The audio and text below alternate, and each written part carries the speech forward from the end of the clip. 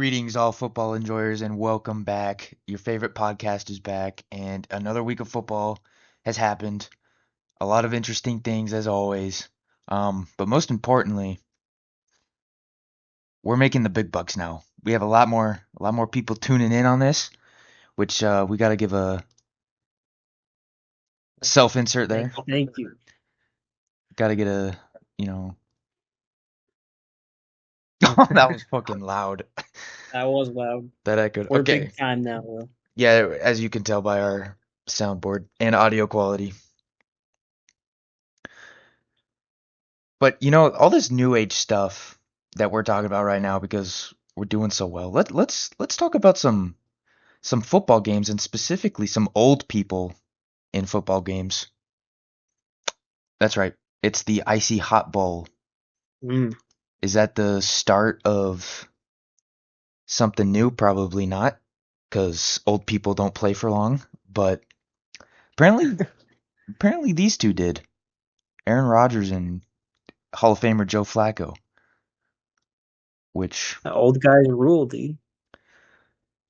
honestly, I think I was talking about this with you earlier. It was like, remember when the AFC North rivalries and like the scores were always like 10-7 or some crazy low shit, and it was just Yeah. all defense.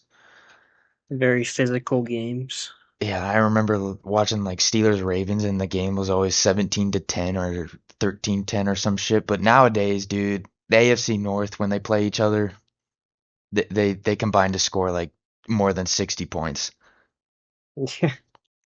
Yeah. I mean, that's just the way the NFL seems to be shifting, I guess. Yeah, I mean, it was always like I felt the AFC North rivalries were like the last bastion of those defensive slugfests that you could Yeah. consistently count on, and not so much like in the recent years. Yeah. I mean, with Joe Burrow and Lamar Jackson. Yeah, or I guess not even Joe Burrow because Jamar Chase without Joe Burrow had Yeah. six. How many targets he had? He had like 20 or something. 23 targets, Damn. Okay, that's which crazy. was half of Joe Flacco's attempts. Damn. I I, I mean, I'm looking at the other like there's only five names for receivers, and one of them had -8 yards.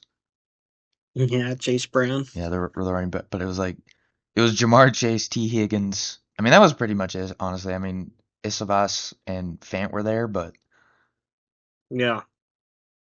that's Just Jamar Chase with half getting of their money his, worth.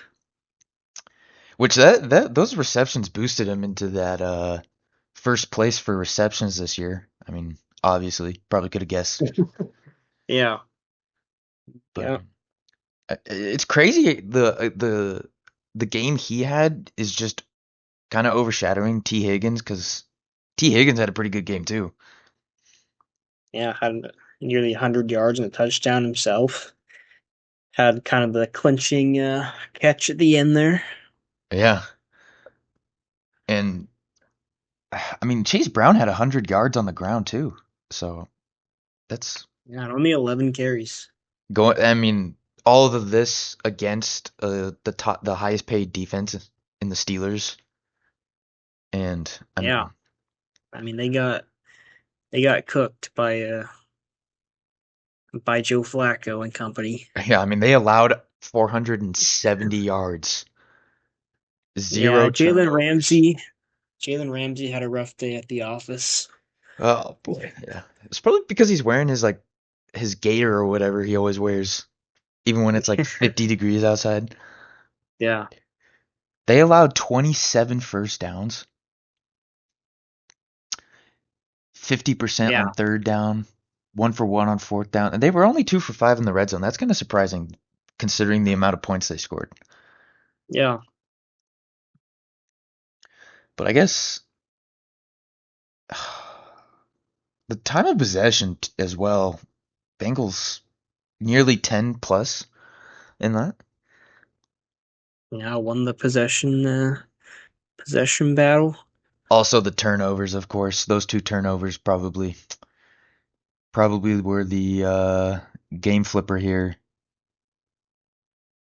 Yeah, because it was what was it 10-0 Steelers when the first interception happened?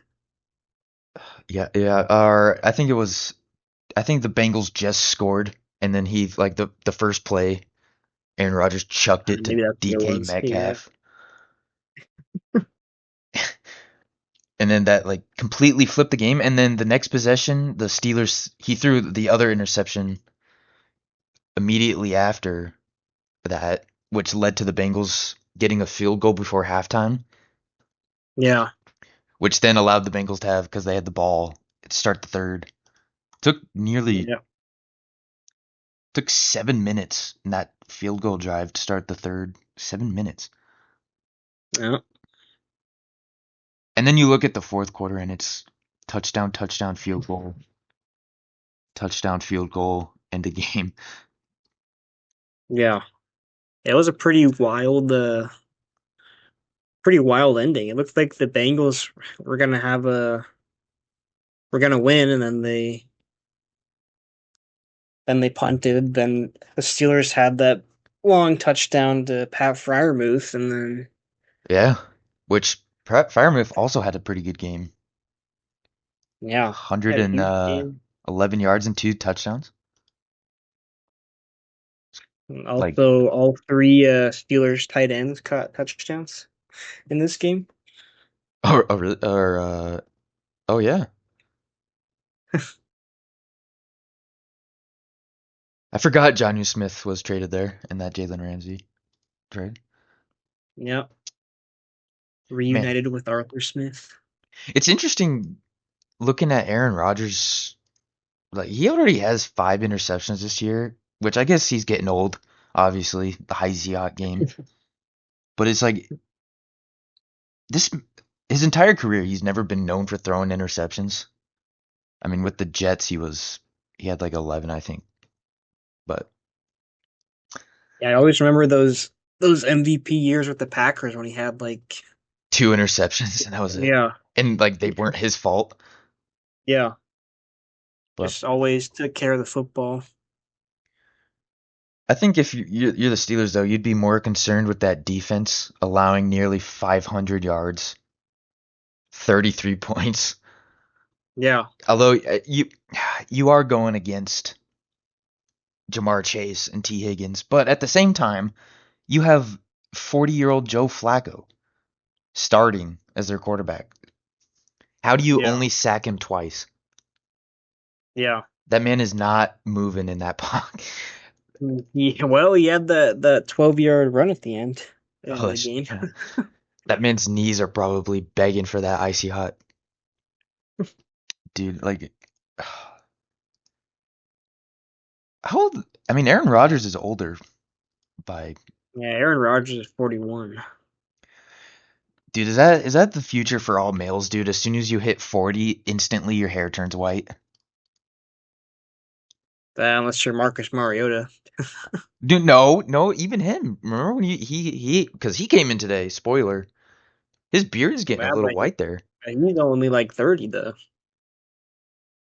Yeah, but he's been on the bench. He's getting dusty, rusty. I meant not dusty. Well, that works too. Either one, yeah. But I think another thing for the Steelers defense is how do you not get a turnover with Joe Flacco, which was a kind of a turnover machine when he was on the Browns just like two I mean, weeks ago. he's just a gunslinger, just tosses it up. Especially when I think of the Steelers, like I think of a defensive team Yeah, with but TJ Watt obviously and Cameron Hayward dude, that's what I'm and saying. everyone else. It's But these AFC. Well, remember week one when they allowed 32 points on the Jets to Justin Fields, yeah, which they didn't even have embarrassing. positive passing yards last week. I don't know. I mean, they allowed 31 to the Seahawks as well, but then they kind of rebounded a bit in the last 3 weeks. But Yeah, I guess overall they've been kind of middle of the road, I guess we'll but see. that kind of just feels like the Steelers in general. They're just kind of like a middle of the road team. And they're just lucky to be in the AFC North where well, I guess now with the Bengals winning, they kind of have some it's kind of getting a little hotter I than it mean, was. they're only a game and a half back, Yeah. and they still have another game against the Steelers later in the year, obviously. But this was really like a must-win game for the Bengals, and they came through. Yeah, cuz the Bengals get a glorified bye week next week against the Jets and the Steelers play the Packers, Yeah, I mean, which you could easily see the Bengals winning next week and the Steelers losing, and then you're only a half game back at that point. not only that, but after the Packers, the Steelers get the Colts and the Another Bengals tough matchup. yeah, and the Bengals get the Bears, which I mean the Bears are doing a lot better, but I mean Cincinnati could easily win the next two. Steelers lose to, and boom, Cincinnati's in first Yeah, place. Which, I mean, especially with the way, I mean, Joe Flacco's been playing. I mean, yeah, these last 2 weeks. he's played really good. Which this is hilarious that um we're doing this again because remember last week when we're like, dude, if the Browns beat the Steelers, I mean they get the Dolphins the week after. But what I'm saying I is mean, we that jinxed it. just goes to show this NFL season. That's true, dude. You think a team's good, and then they just go and completely shit the bed against a terrible team, and then you just question everything. Dude, it's completely week. Like every week's a new week, unless you're the Yeah, Chargers. because like if the Steelers won this week or won this game, like the division would basically be over at that point.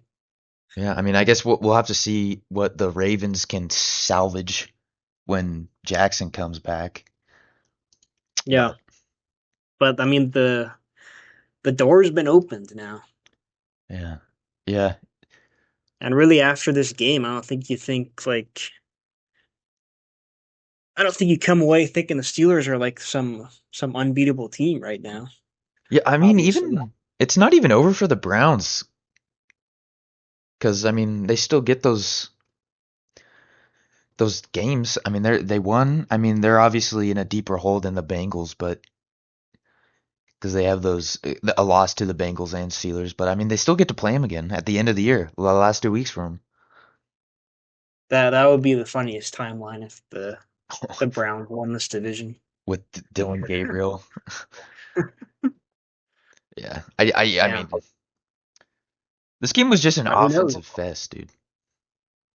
Yeah, I mean it was a fun one to watch if you like offense. That is. Yeah, which that's what the NFL wants. Yeah, If you don't like but I offense, mean, Aaron Rodgers seems to be like he's having a good year, like having a yeah. big bounce from the Jets days. God, do we even have to? Like, I forget about the Jets days already. Yeah, that was a weird time. The Jets are just God hates the Jets, dude. They're just a cursed franchise. Yeah, that's probably because they base their players off of Madden rating. Yeah, I you mean, gotta love it. yeah, I mean, it was a fun Thursday night football game, which a lot of Thursday nights have been kind of fun this year. I mean, last week Yeah, Giants pulling off the upset. The week before, it was that Niners Rams overtime. yeah, The week before that, it was that Seahawks Cardinals came down to the wire. yeah. Game winner. And then I guess, I mean, seems like in the past the Thursday night games have always been trash, yeah, but here they've been like competitive. yeah, it always used to be like Thursday night football. Nobody wants Thursday night football. Who asked for this? It's always like the worst games. But Yeah, then big ol' Amazon came in barging through the door and we're like, nah, we're getting the good shit. I mean So that's how they get you. Take all the good games, force you to Get a Prime, dude. Subscribe to Amazon Prime. Yeah, but Instant money. the script writers were like, we got to get more. Let's give them a playoff game. Why not? Let's give fucking Peacock a playoff game so everybody has to get every single subscription service known to man. Oh, you know it's coming, dude. Fuck it. Let's bring in Netflix. Why not? Netflix has the Christmas games, so Dude, that why just not? pisses me off to no end. Uh, I mean, we're talking about how these Thursday night games are good. You know what wasn't good and usually isn't good? The international game.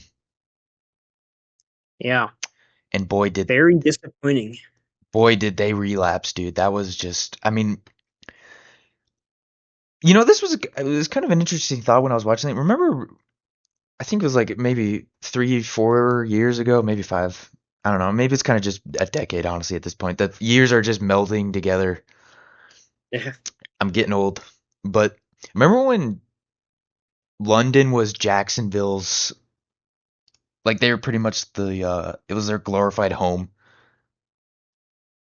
Do you want to, am I yeah. I crazy? mean, I would say it still is. Like, I think there was a lot of like rumors that Jacksonville would like be either a London expansion team or they just play like half their games in London or something weird.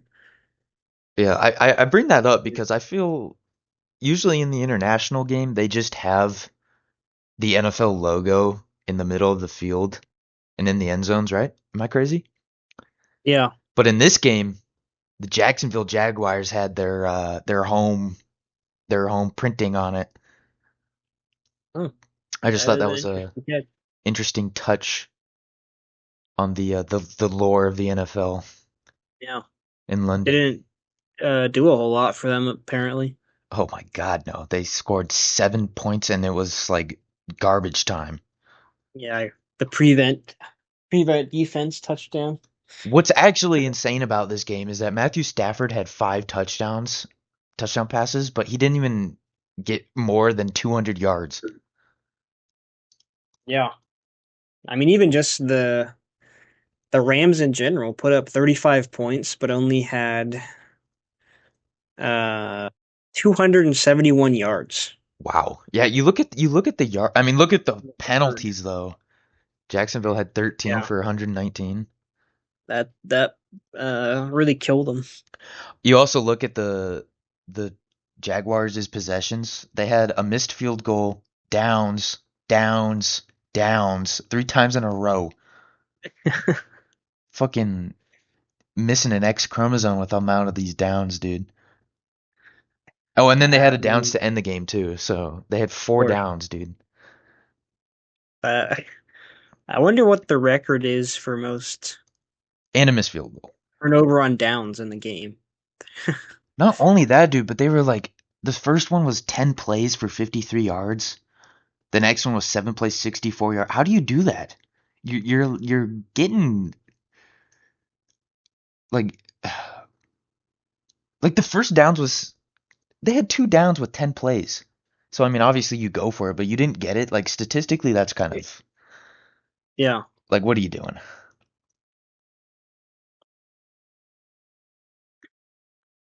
Yeah, I mean you just look at the drive by drive, like they put up like I mean they had long drives, but like at the end of the day they just couldn't do anything with them Yeah, Trevor Lawrence was sacked 7 times. again, Yeah, that back to Rams back weeks. that Rams defensive line is kind of crazy. Byron Young. Yeah. I mean, And Jared Verse. he's got 9 sacks on the year. Yeah. I mean, I feel like he roughs the passer every single play, but who cares?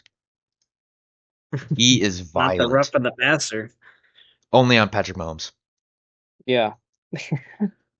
Come on now. Yeah. I mean, this game was just like the last week's game, the score was way closer, but it was just pathetic in a different sense, as Yeah. in the Jets offense. This game was just pathetic in, I don't like we've been talking about Liam Cohen as a maybe a coach of the year candidate. This kind of took him out of the top running for me just because how does your team have that possession, these possessions? Yeah, I mean it's been kind of a bumpy road for the Jaguars. They had that big win on Monday night against the Chiefs, and then they lose back-to-back games, Yeah. I and mean, now they're back to 4-3. And like meanwhile, Trevor Lawrence, to me, like I don't really. He's just kind of up and down himself, I guess. yeah, I mean, it's kind of sad that he's the best QB to come out of that 21 draft class and he's just mediocre. Yeah, I mean, this guy was talked about as like the next like Peyton Manning or Andrew Luck. Like he was a really hyped prospect, and he just never. I mean, never really lived up to it.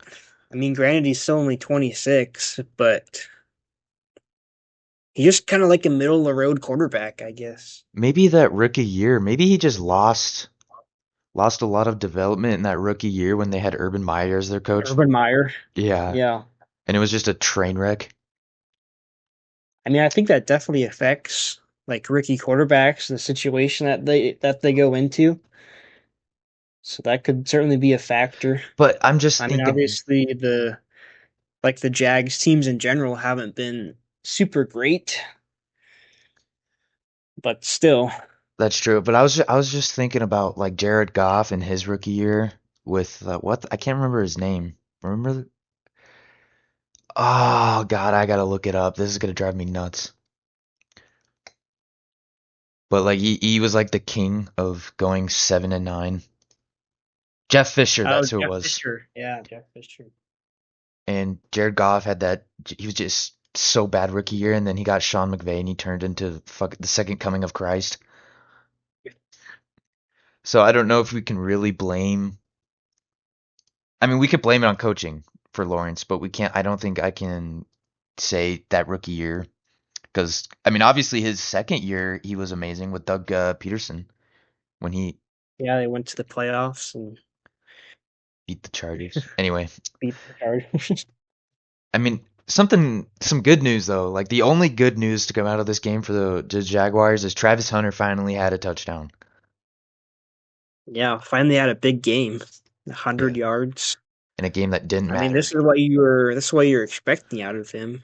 But yeah, If you can get Travis Hunter going and pair him with Brian Thomas, like you could have something here on this offense. yeah, that'll But I that'll mean the that'll never they happen. need the line to block better. I guess that's the main thing. Yeah, I mean Thomas was questionable from this game though, because didn't he hurt his shoulder? Yeah, he got hurt at the end there, so Yeah, see what his status is. Jacksonville will never be able to have two good receivers, just one. We um, had a Jimmy Garoppolo sighting at the end oh, we for did, the yeah, Rams, for the so kneel downs.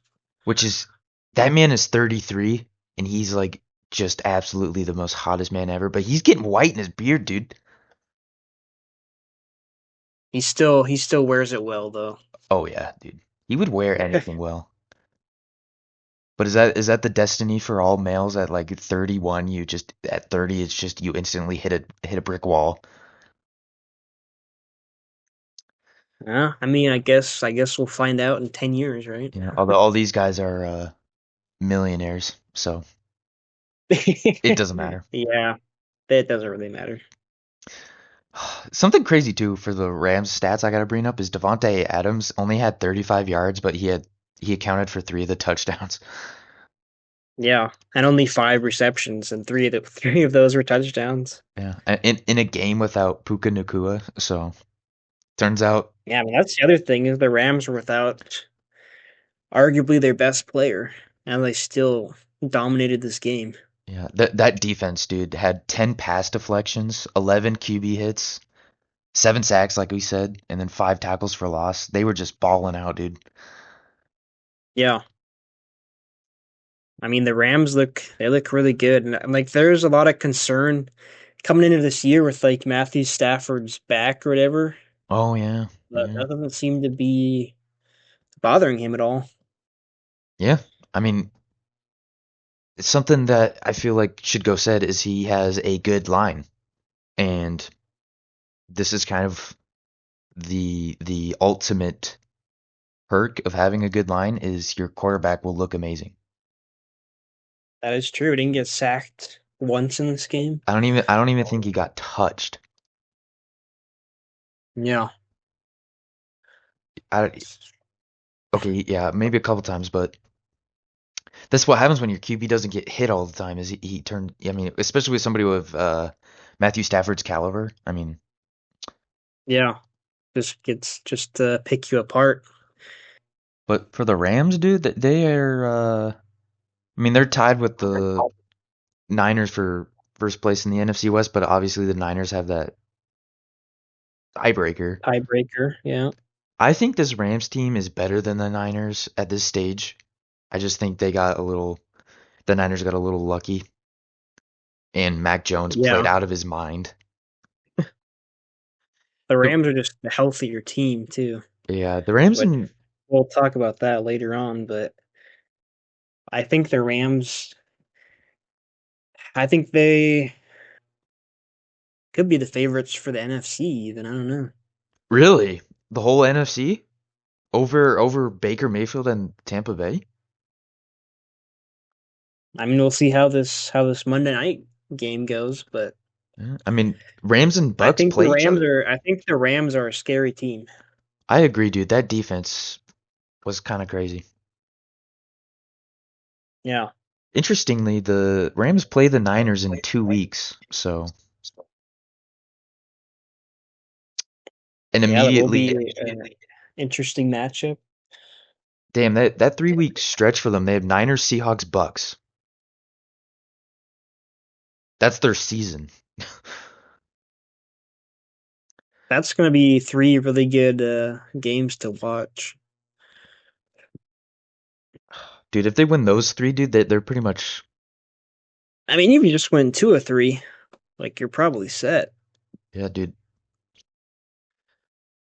I like the Rams this year. I mean, I hate. I mean, I'm having a stroke, dude. It's tough because I mean the Rams are Super Bowl winners now, but somehow they still feel like the underdog all the time Yeah, that was just kind of the most. That was just a. I feel like no one even talks about that Super Bowl. because Mahomes It's wasn't it. one we just all forget about. If But Patrick Mahomes isn't in the Super Bowl, who cares, right? yeah, exactly.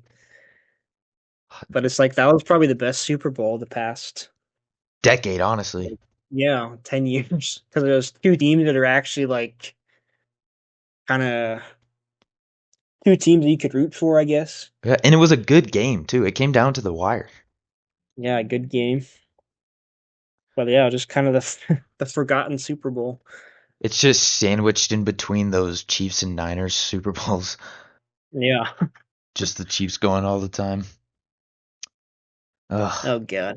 it And can't now happen again, dude. I'm It sick. cannot happen again. Looking at the Jaguars a little bit though, I mean, they've lost two in a row now. Indianapolis is kind of cruising to AFC South that AFC South crown. Yeah. Although the Jags do get the another glorified bye week next week in well, I guess they're on bye, but the week after They get two bye against weeks. the Raiders. Yeah, Yeah, against two bye weeks pretty much. the Faders. Yeah, I mean, so do the Colts, dude. The Colts have the Titans next week. So, Glorified bye weeks everywhere. this is the Colts division, dude. They honestly should be undefeated if that guy just Yeah. didn't drop the ball If before the end zone. Adonai Mitchell just ran into the end zone. I mean, they could be 7-0 right now. That'd be kind of ridiculous with Danny Jones, Indiana Jones. Indiana Jones. I am definitely circling that November 23rd game when the Colts and Chiefs play. That could be you want to talk about high scoring games. Yeah, that game is circled on my calendar, dude. Dude, what Yeah, if because of the Colts? Oh my God, I think the Colts might actually. I mean, that's what 4 weeks away, but a ah, lot can happen in 4 weeks, though. Is the thing. I know, dude. It's like we're talking about. It's a week to week. Yeah, you never. It's any given Sunday, but yeah, I don't know. Yeah, any given Sunday, just as like any given Sunday, you could just get blown out in London, which is, I guess is not any given Sunday, only once a year. Anyway, let's see, what's next up here. Um, let's do New Orleans and then the Bears. Kind of a Okay. kind of a mediocre game, dude. Yeah, mediocre game, but Bears are 4-2. I mean, dude, this game was barely on Red Zone, and that says a lot because Red Zone is like showing stupid replays all the time now. But Yeah, there were just some bad turnovers by both Sam Rattler and Caleb Williams. The difference being Sam Rattler had a lot more. Spencer Rattler. What? Wait, what did I say? Did I Yeah, merge them I think together? he said Sam. Ah, there Who the you go. fuck is Sam? I'm mixing them together. I'm like Self-burn. merging shit. I don't know what happened. Spencer Rattler. I said Sam. Is that even a real person? I don't think so. What the fuck? I don't know what's happening. Anyway, Spencer Rattler. I apologize to the Rattler estate. Put some respect on his name. After not after this game. I suppose that's true. He was doing so well too this year. Yeah, I mean he was playing pretty well, but then this game just kind of unraveled for him. Yeah, before this game he only had one interception all year. So, Yeah, um another the Saints just I really thought the Saints had a chance. I mean, last week we picked the Saints actually. Both of you did. Both of us did. Just wanna we were both gravely mistaken. yeah. The I Saints mean they just still only lost by 12 points, so it wasn't even like it was a blowout. But I mean, it was 20-7 at halftime and Saints I think actually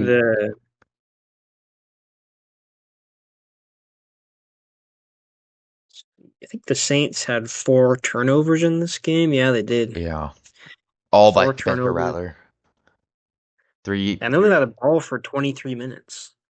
Yeah, Alvin Kamara too. Only 11 carries, 28 yards. I mean, Alvin Kamara really hasn't done a whole lot this year. I feel like I feel like maybe he's he's been good still. I think he's just been quiet because this team sucks, Yeah, and they always have to throw the ball because they're down all the time. always losing. But, Yeah, I mean I he's mean, old, dude. 17 carries for 44 yards. Not going to get it done, Yeah, to say the least. you should be able to beat the Bears when Caleb Williams has that stat line. He has one intercept, like Yeah. 172 yards, one interception. I mean, he had a 19.8 quarterback rating, Yeah, but the Bears just killed him which on the was lower ground. than Spencer Rattler. Yeah. Bears had 222 yards on the ground, just completely killed them. That also probably goes to the time of possession as well, just running Yeah. it. Just ran it down their throats, and the Saints couldn't stop it. It's kind of interesting though. They've won four in a row, and they have they have the Ravens next week. When we'll see what happens with the Ravens, but I mean, I honestly think the Bears are gonna win that. The Really? thing with the Bears for me is those two losses they have were both divisional games. Yeah, I think the thing with the Bears too is like all these losses have been pretty ugly, or all these wins. I mean. and the losses too, I guess. Yeah, I mean they beat the Cowboys, but the Cowboys have no The Cowboys defense. was a good win, but I mean, barely beat the Raiders. The Commanders, they got lucky. And then Got this lucky on game, both of them, dude. Remember they blocked a field goal in the Raiders, and then they got the field goal to yeah, win the game against the Commanders. And the Saints just aren't a very good team this year. I mean they play hard, but they just yeah. those turnovers, dude. So they're 4-2, but I think luck is gonna probably come back the other way. I mean they're in one of like the toughest divisions anyway. I don't Yeah, even that's also true. I don't see any scenario where they can get into the playoffs with how good this NFC is. Um, I can easily see maybe even two 10-win teams not even make the playoffs in the NFC. Yeah, Maybe. the NFC right now is just a log jam of teams. It's honestly just two divisions. NFC West, NFC North, and then like the divisional winners of the other two. Yeah, but I don't know. Even the NFC South. I mean the Oh, Falcons and Panthers. the Panthers now. That's true. That's true. I mean, you got the Cowboys and the maybe the Commanders if Jaden Daniels is healthy. Dude, I don't know, dude. It's like I feel like I just think it's still so wide open right now. And the Bucks are the only one loss team, so and the Packers technically. Just want to I point that guess out. yeah.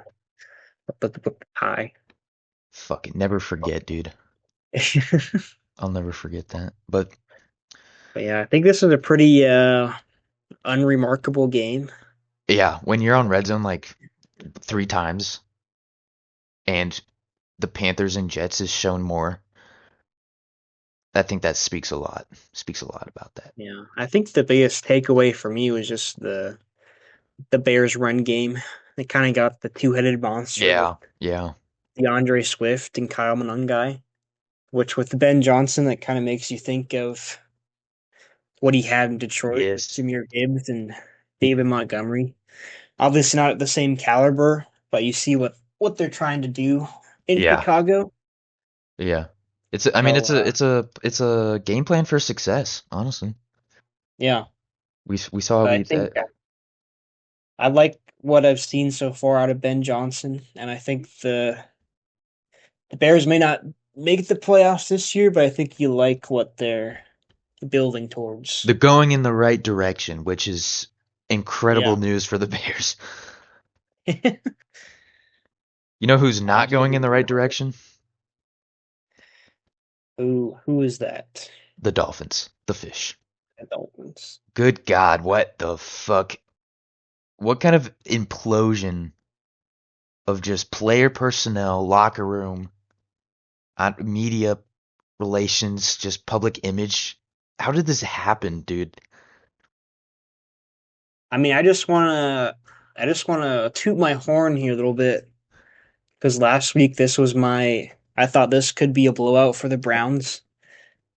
This was they were favored by 2.5 coming into this game, and that was Oh my yeah. lock of the week because I just thought the Browns matched up so well with the Dolphins, and look what happened, dude.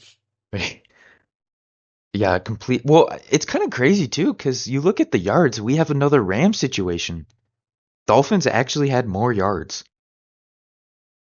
but you look at the turnovers. Yeah, turnovers. Tua turned the ball Tua over. He lives only up had to his name every week. he only had 100 yards passing, Yeah, and he was benched for somebody by the name of Quinn Ewers, which ew. Quinn Ewers wasn't he in Texas? Yeah, Yeah, he was supposed to be like a first round pick, and then he just kind of dude, he fell though. sucked. Yeah, He fell off. he was a seventh round pick. God damn. Yeah, I think what's surprising here is I thought for sure Judkins would go off for like 200 yards or something, like Rico Dowdle. He had 3 touchdowns, but he only had 84 yards. Yeah, I thought that was surprising too. They didn't run the ball better than they did. But I mean, still, the 3 touchdowns. Yeah, they only averaged 3.22 yards a carry. But I mean, really, this was just it was their defense Yeah. that won them the game. Or Tua won them the game too, I guess you could Tua for say. defensive player of the year, dude. Between him and Geno Smith Mhm. right now. Did But Geno I'm Smith throw looking it at in Tua.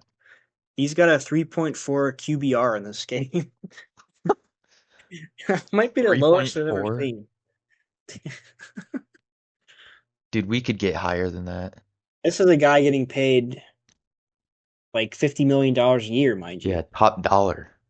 One of the top paid quarterbacks in football. Yeah, isn't he like top five? Top three, maybe? I can't remember. Something like that. It might be, yeah, it might be top three. Uh, oh fuck. He is below Trevor Lawrence at number 6. Oh, he's number six now, huh? Yeah.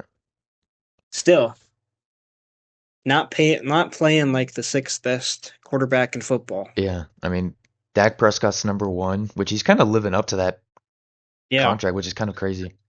Joe Burrow number 2, he's hurt. Josh Allen number 3, that makes sense.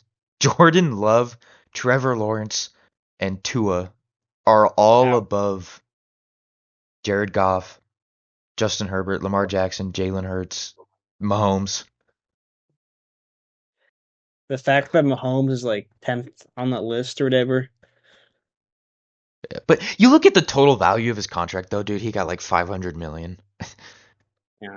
I But mean, he's not hurting for money, but it's still like it's criminal. He is not NFL top paid. contracts are NFL contracts are really weird, Hey, and we will do a video. We yeah, will do a video on that in the future. if you guys didn't get the hint, we're doing some foreshadowing Yes. in the previous 2 episodes of the podcast. So like and subscribe for more. Yeah, hit the bell button, dude. And if dairy, I don't like. Can we get a milk sponsorship? Yes, please. I don't care. Derigold. Dairy Gold, dude. I want a milk sponsorship. We'll drink it on camera, dude. Please. We were drinking this yesterday. We were watching Red Zone, and it was a good time. Like, honestly, I'd take it straight from the cow's tit, dude. Can we say that on YouTube? We'll find out. If you're wondering what the fuck I just said, then no. But if you know what I said, then fuck it. Who cares? I just want a milk sponsorship. Anyway, so does Tua. I think Tua needs a milk sponsorship. He needs some fucking milk, dude. I don't know. Maybe it's that CTE getting to his We need brain. something. I mean, this was a battle of Hawaiian quarterbacks too.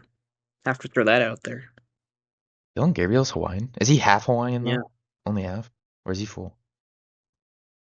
I don't know. I don't know. Actually, I mean, he was born in Hawaii. yeah, make some Hawaiian in my book. Okay, bud. If you were born in Africa, would you be African? Yes. In South Africa?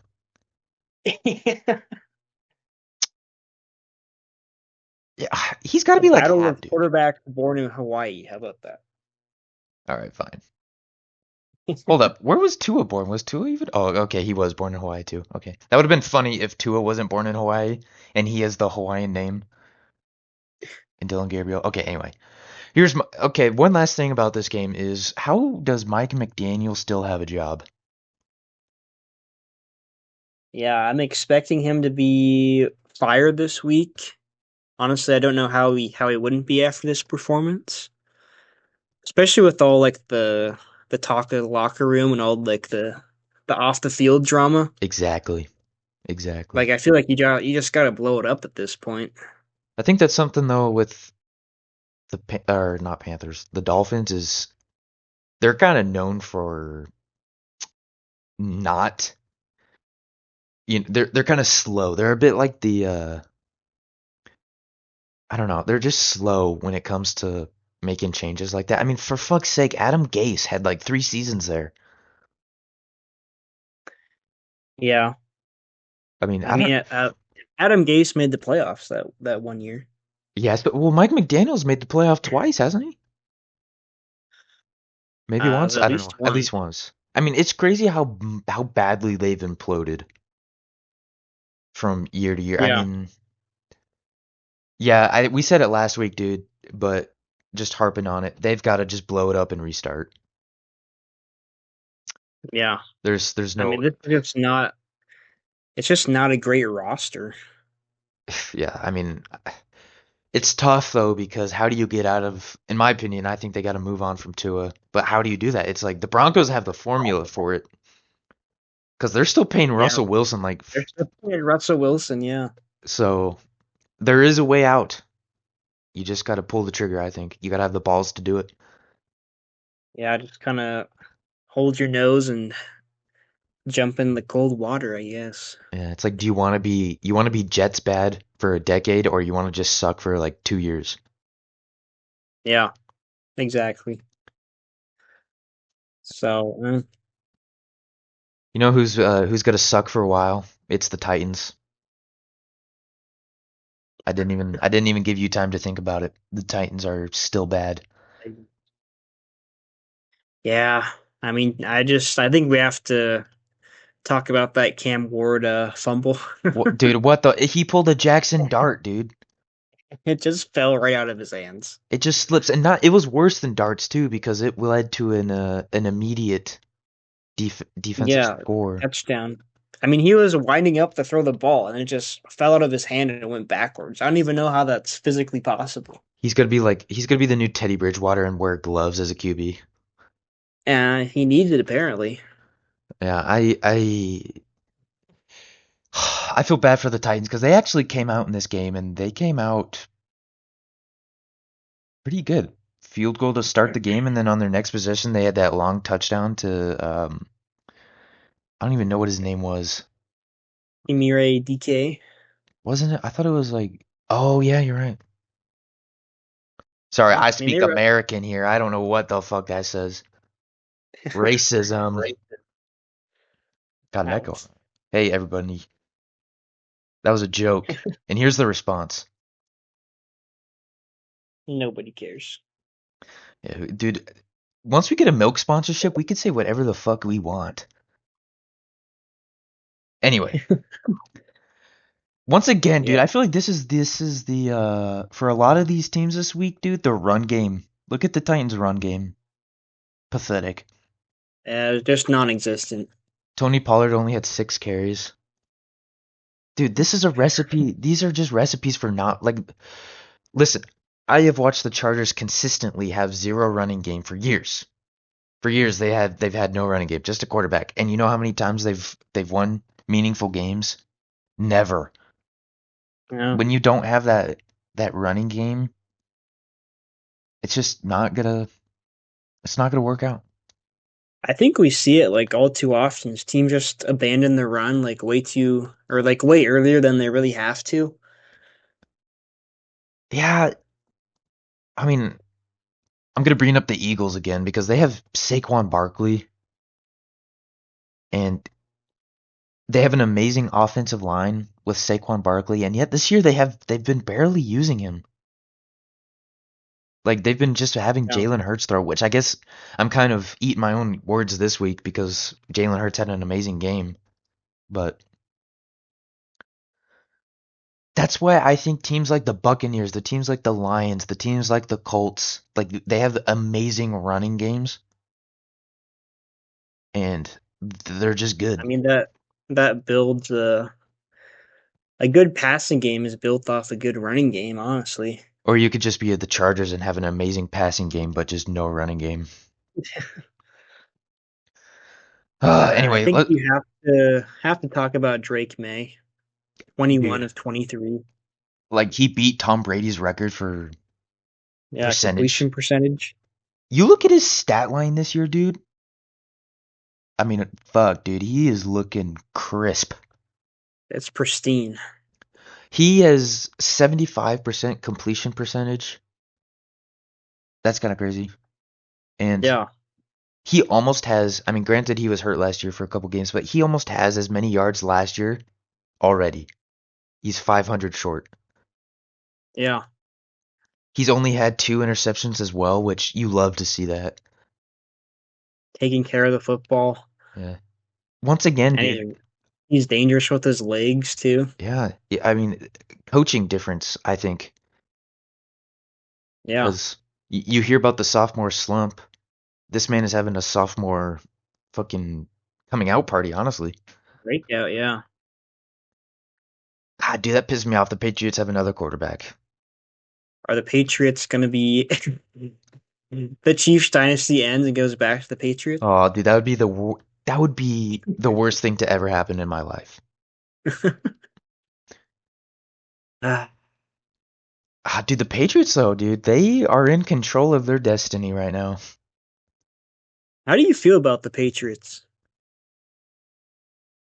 4 game win streak. Um, they've only. How do I feel about them? I think the way they played the You Bills. think this is a contender in the AFC? I guess is what I'm saying. I hate to do the analytical approach here, but I think they can make the playoffs. I don't think they go anywhere really because they're just way too young at key Hmm. positions. Okay. They have Stephon Diggs. They have an experienced wide receiver. They have an experienced tight end. They have a really experienced coach. I just think it all comes down to the QB at the end of the day under the bright lights. And I just think, I mean, the way Drake May's playing recently, though, I just think once playoff time comes and like if he has to play Patrick Mahomes or something, first off, no way the refs and the script writers let them beat the Chiefs. But Probably fair. how do I feel about, dude? I can see this as an easily like a 10 or 11 win team, Yeah. which if they win 11 games and they beat the Bills twice, they might get that Could get the AFC division. AFC East. And they could do it, dude. I mean, they still get to play the Jets twice and the Dolphins again. That's 3 wins right there. So their strength of I schedule mean, is kind of weak. So, yeah. I mean, there's not a lot of winnable games like on their schedule yeah. for And the rest of the year. the Bills have kind of a tough schedule compared. So Yeah. I do like this Patriots They, team though. yeah. I mean, they look really good. And they're a fun team to watch too. Agreed. Yeah. I think it's really fun to watch Drake May kind of find that success. Yeah. And so early in his career too. Yeah. Just goes to show how much system and coaching matters for a young quarterback. Yeah. Like make Mike Vrabel, that's another coach of the year candidate right now, I think. Yeah. Because who I had the Patriots at 5-2? I think so far for me, Shane Steichen has that secured in the bag. But I think if you had to Yeah. pick a top three, Steichen, Vrabel. Ooh, who would I?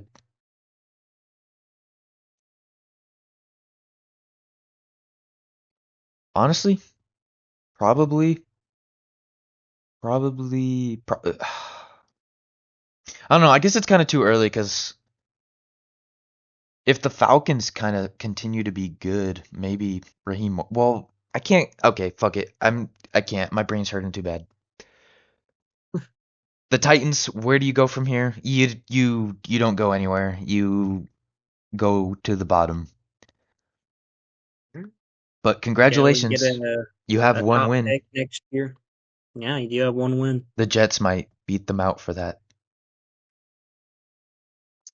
We'll see. Either way, they're kind of locked into a top 3 pick Yeah, in the draft next year. for sure. I think if you find a good coach in the off season, then you know I'm just reading the that, dude. The Titans released Tyler Lockett. Oh, really? Yeah, Damn. that's like live news right there, dude. That's 23 pretty minutes sad. ago. Getting released from a 1-16. Well, I mean, he probably would rather not be a part of this abomination.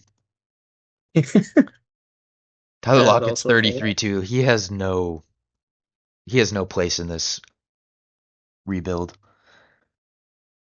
Yeah, What that that is also fair. One last thing I'll say about this game, I thought it was hilarious that at the end of the game, when the coaches were shaking hands or whatever, all the Titans fans were chanting Vrabel's name. I thought that was kind of funny. Yeah, I wonder if they'd like to have Mike Vrabel still coaching for them right now. Dude, Mike Vrabel took that mediocre Titans team to the playoffs like 5 times. Yeah, it took him to the championship that one year.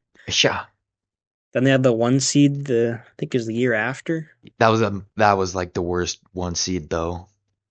They were the worst one seed ever. They were still the one seed. That's true. That's true. God, let's just get this next game over with. It's Chiefs Raiders. Raiders scored 0 points on a Chiefs defense that has been looking a lot better recently, but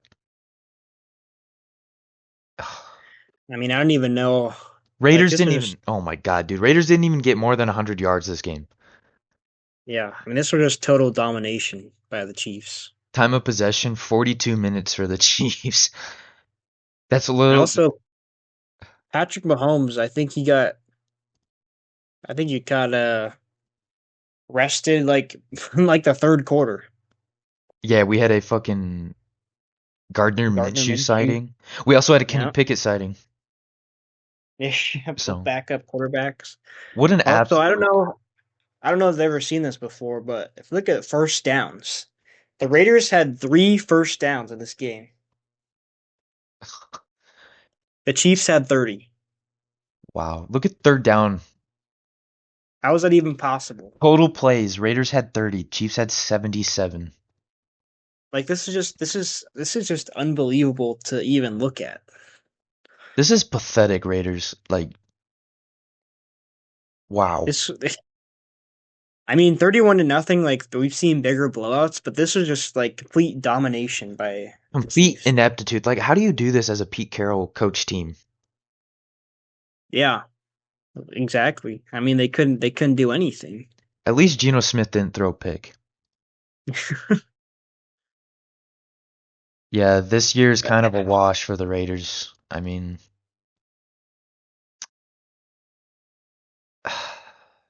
I mean, what do you do if you're Pete Carroll though? Because you're like 70, 73 or 74. yeah, it's like, do you Like you're just kind like, of too old. You're kind of too old to do a complete rebuild. have you seen him too? It's like you look at his face, dude, and he has no joy on it just because of how bad the Raiders are.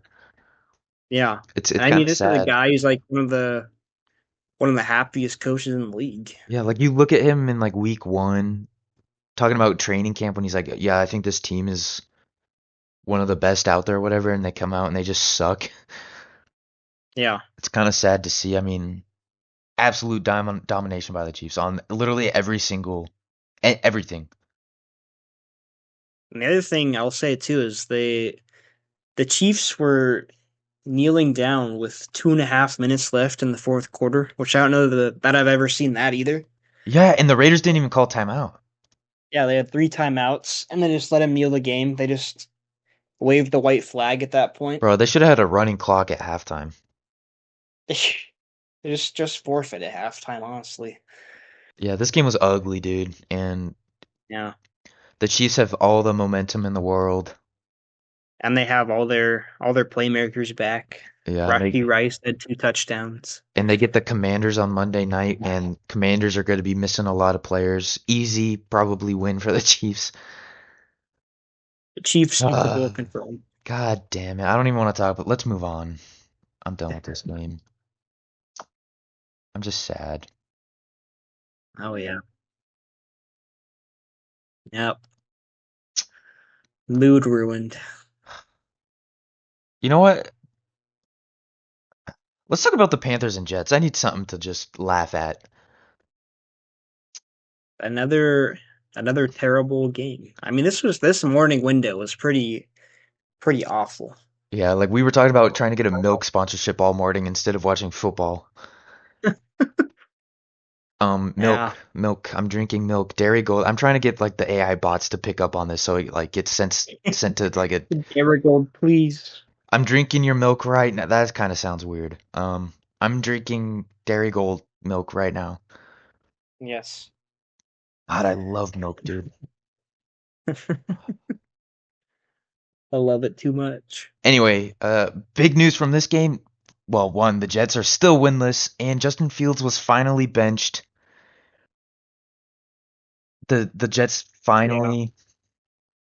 finally did what they needed to. I mean, Tyrod Taylor wasn't that much better, but at least they're getting options out there, you know? Yeah. I mean, Justin Fields is not a starting quarterback in the NFL. No, That just is what it is. like, He's athletic, but that's really about it. He's not a he can't process decisions. He can't make a good throw. Like he just holds onto the ball for like 10 minutes, then he gets sacked. yeah, yeah. I mean, we've seen it. I mean, he's been in for a while. We know what he is. It's time to move on. Yeah. And the fact that he still gets Like 40 million like or starting opportunities. Yeah, you got I think they gave him a 2-year $40 million contract, and like 30 million of that was guaranteed or some crazy shit. which now Hold on, let me they've look like at that never right now. I but have that still. still. 30 million guaranteed. I was right. Yeah, you're giving that to Justin Fields. Like He's paid higher than Daniel Jones. I'll play for a fraction of that and put up the same Bro, numbers, I will dude. play for fucking $500,000 That's what I'm a saying. I can year. go 0-7 easily. That's not hard. I mean, they gave Dan Orlovsky a starting quarterback job and they went 0 wins. Yeah, the Lions. I think for the Panthers, though, I mean, it sucks to lose Bryce Young kind of when he's kind of, popping off, getting his stride. But Yeah, Panthers have a winning record. I never would it's have guessed. surprising I never would have guessed. considering how bad they looked at the beginning of the year. Unfortunately, though, they do have a bit of a Shut the fuck up, dog. I live in the fucking. Damn. Oh, he's fucking. Oh, there's a male. Oh, he's currently. Oh, there's a fight. Anyway, Ah, the Panthers have kind of a tough schedule though. I don't see how yeah, they I don't see them making the playoffs, is what I'm trying to say. yeah. It looks like Bryce Young's gonna miss some time too. I saw he had a high ankle sprain. Yes. But they got Bills, Packers in the next 2 weeks.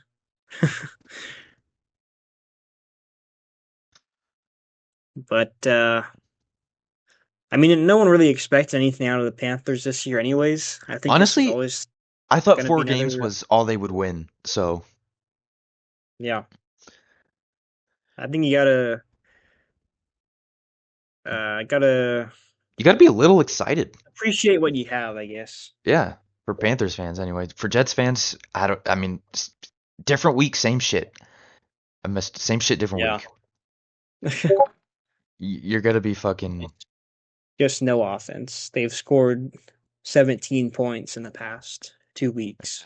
It sucks because when the Lions were bad that one year, they had that culture still. Like you could tell they were close. They were Yeah, close to those wins. This Jets team does not have the same aura, in my opinion. yeah. I mean, there's still like there's not really any like redeeming qualities on this team.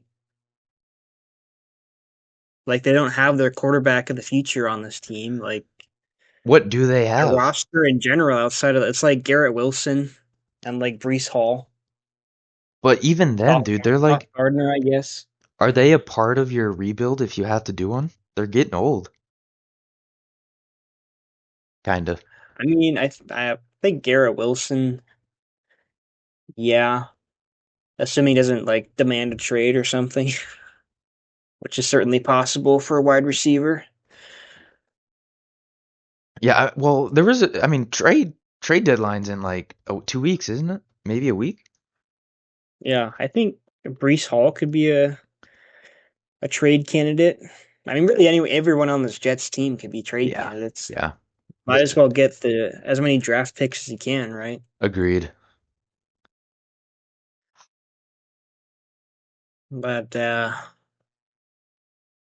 pretty another like unremarkable game, I would say. All morning, dude. Yeah, Like, I guess the Eagles and Vikings was the one game with any kind of intrigue in the morning. yeah. And I mean, I really wanted the Vikings to win this. They really did have a chance too at one point, but Jalen Hurts was decided to learn how to throw a football, I guess. Yeah, I mean, in 19 to 23, Yeah, for 326 yards and three touchdowns. 3 touchdowns, perfect passer rating. God, once again, dude, you got to talk about the two turnovers by Carson Wentz. The turnovers, dude. Turnovers, turnovers, turnovers. Yeah, one of which was a pick six. Yeah, and it was a 8 point game at the end of it. That's I mean, just, these are how games are won and lost. It's yeah. turnovers. I mean, it's kind of crazy that Devontae Smith had more than half of Jalen Hurts' passing yards and almost half Yeah, of his receptions. A Joe Flacco, Jamar Chase situation. yeah. And AJ Brown also got involved, Yeah, so finally. maybe he should be happy this week. Yeah, those two receivers accounted for like pretty much all the yards. Yeah, I mean, literally Dallas Goddard was the third most yard guy for the Eagles, and he only had 18. 18 and only 3 targets. I feel like the Eagles have kind of saved their season because after that Giants game, it was looking like they were reverting to sucking a little bit. Yeah, I mean they needed a win. Obviously, beating like Carson Wentz isn't the most impressive thing in the world, but they got it done. I think another interesting thing though is Saquon Barkley had 18 carries for 44 Yeah, yards. dude. Like I brought it up Like earlier. he actually got carries this week, but he didn't Get the do yards. anything with them. Yeah.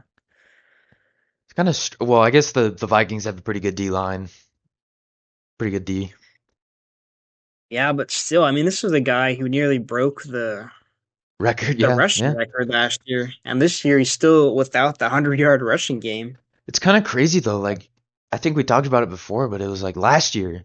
It was Saquon Barkley, Derrick Henry. It was their year. Like those were the two names you heard all year, every game, every week. This year, however, they're non-existent, and instead we have Jonathan Taylor and little. I don't know. Just Yeah, I think it just goes to show how much. I mean, all those touches catch up with you. I think. yeah, they're getting. Yeah, it's like that's the crazy turnover rate with running backs in the NFL. The Yeah, quickness of it. I mean, that's one why you year. can't pay running backs big deals. Yeah. I mean, for the Eagles, though, in the long term, I think considering Jaden Daniels is, I don't know the extent of his injury. I don't know what's that going to do for the Commanders.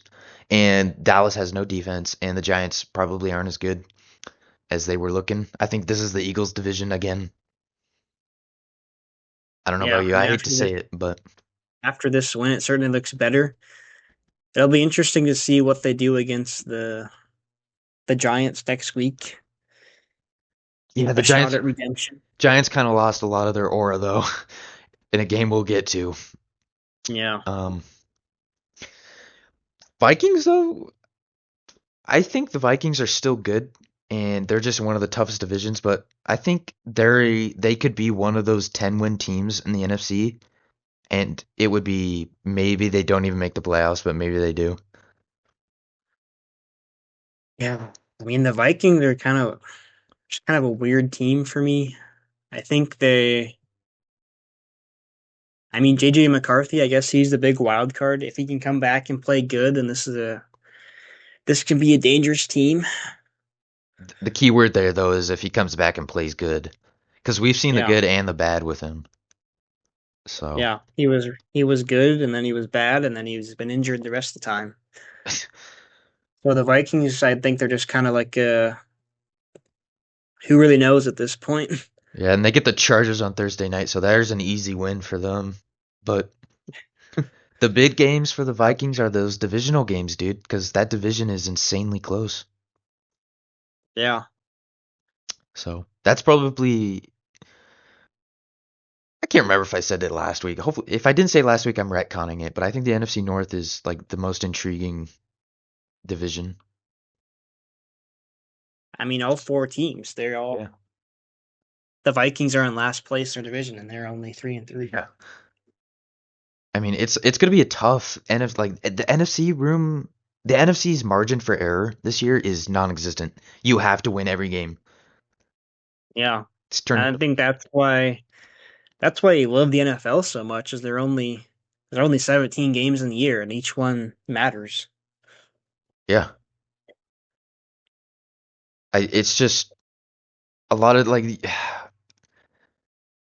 it's just it's kind of surprising to me how usually those are like divisional like the wild card teams, dude. There might be an 11 win wild card team or a Yeah, it 12 could win be wild card team. like what we saw last year. Yeah, with the Vikings and Lions, yeah. Yeah. I don't know, it'll be interesting. Yeah, it always is. All right, I guess we got to talk about the Chargers now. On to the late window. Hey, at least the game started to pick up in interest. Um this was probably like the first week all year where the morning was kind of just a little bit slower on that red zone, but Yeah. afternoon besides this game, the other well and the Cowboys game, it was pretty much just the Broncos Giants game, honestly, and the Packers Cardinals. I mean, this was still an entertaining game though, because it was like all offense. I mean, that's true. I'm If, biased. if, yeah, unless you're a Chargers fan, I think this was an entertaining game. Yeah, I mean, it was cool though as it's like seeing Gadsden break tight end records. Yeah. He broke I mean, he the looked tight end reception record as a rookie in this game with 164 yards. I mean, and I did some research because I was talking to you about how well you were telling me how fast he looked. yeah, it was on that big I think it was kind of earlier in their game when he had that big like catch and run. It's like Yeah. 60 yards, whatever, and Dude, he was like he running away from guys. he ran a 4.4 on the 4.4. Oh my goodness, there's too many fours. He had a Four 4.4 on that. 40. Yeah. That's crazy. Yeah, as a At tight six end. six five 236. Yeah. I mean, I he mean, I might be looked he looked exaggerating. That might really have been good. an exaggeration, but I mean, he's fast. Yeah. And I mean this I think that's a huge takeaway from this game is how good he looked. But how subpar everybody else on the Chargers looked. The Chargers once again just they don't have an offensive line. So Herbert Yeah. was getting killed and Herbert had to throw it 55 times, so they of course had no running game. I mean, he was the leading rusher. They were down the whole time, so they had to throw it. I mean, the Yeah. It was stats look 120 good yards. in the passing game, but it was Yeah. the Colts were playing prevent defense. They're kind of skewed. Yeah. The biggest takeaway for me from this Chargers team is just how bad that defense has regressed. It's kind of Yeah. crazy how I think it was kind of a bit of both, and like it was a bad Chargers defense, but also this Colts offense. I think is just probably one of the best in the league now. I yeah think it's fair to say. the Colts matched up really well with this Chargers defense, Yeah, but it's just the Chargers defense looked amazing those first two, maybe three. I don't know. I don't really like the Broncos game, but they looked amazing and just I don't know if it's due to injuries, coaching, a lack of discipline, dude, but oh my God, they're like one of the worst units out there right now. Yeah, and it was kind of shocking to see how they just could not get to stop Yeah. this whole game. Like the Chargers would go and score a touchdown, and then the Colts would just answer right back immediately. Yeah, in like two plays, in like two or three Yeah, plays. I don't know. It's just disappointing. I mean, with the Broncos win, the Broncos are now for. I got to be a Broncos fan now. Anybody but the Chiefs.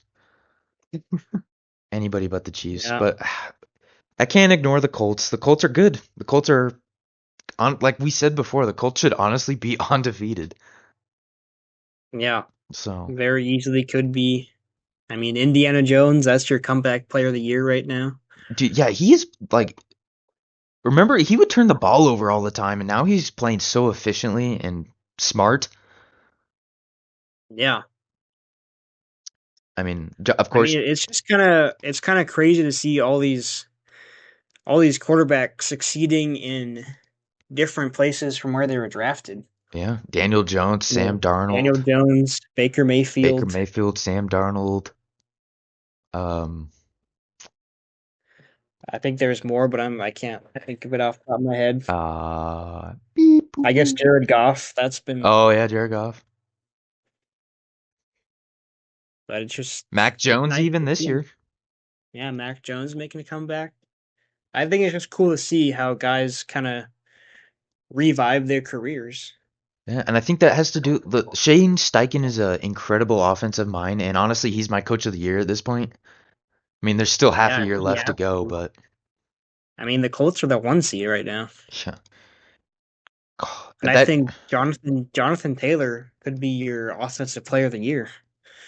yeah, dude, he already has 10 touchdowns on the ground, and he already almost has 700 yards rushing. Yeah, averaging 5.3 yards a carry. That's insane.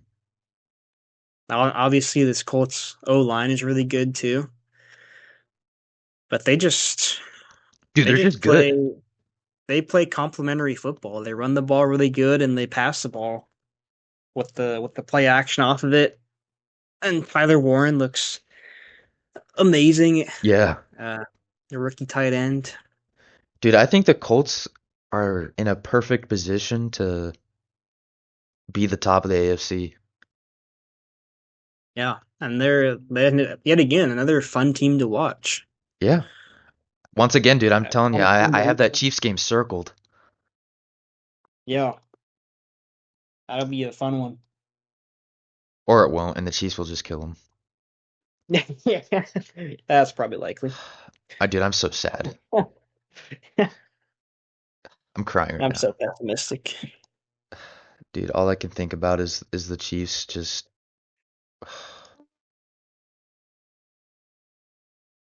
Nah, it hurts. You know who else is sad? The Giants. The Giants, yes. What the fuck, dude? 33 points scored in the fourth quarter. All of the points for the Broncos scored in the fourth quarter. Yeah, and I saw this was the most uh points a team has scored after being shut out through 3 quarters. The Denver Dude, that's Broncos. insane. Look at look, 33 in 1 quarter. look at the win probability.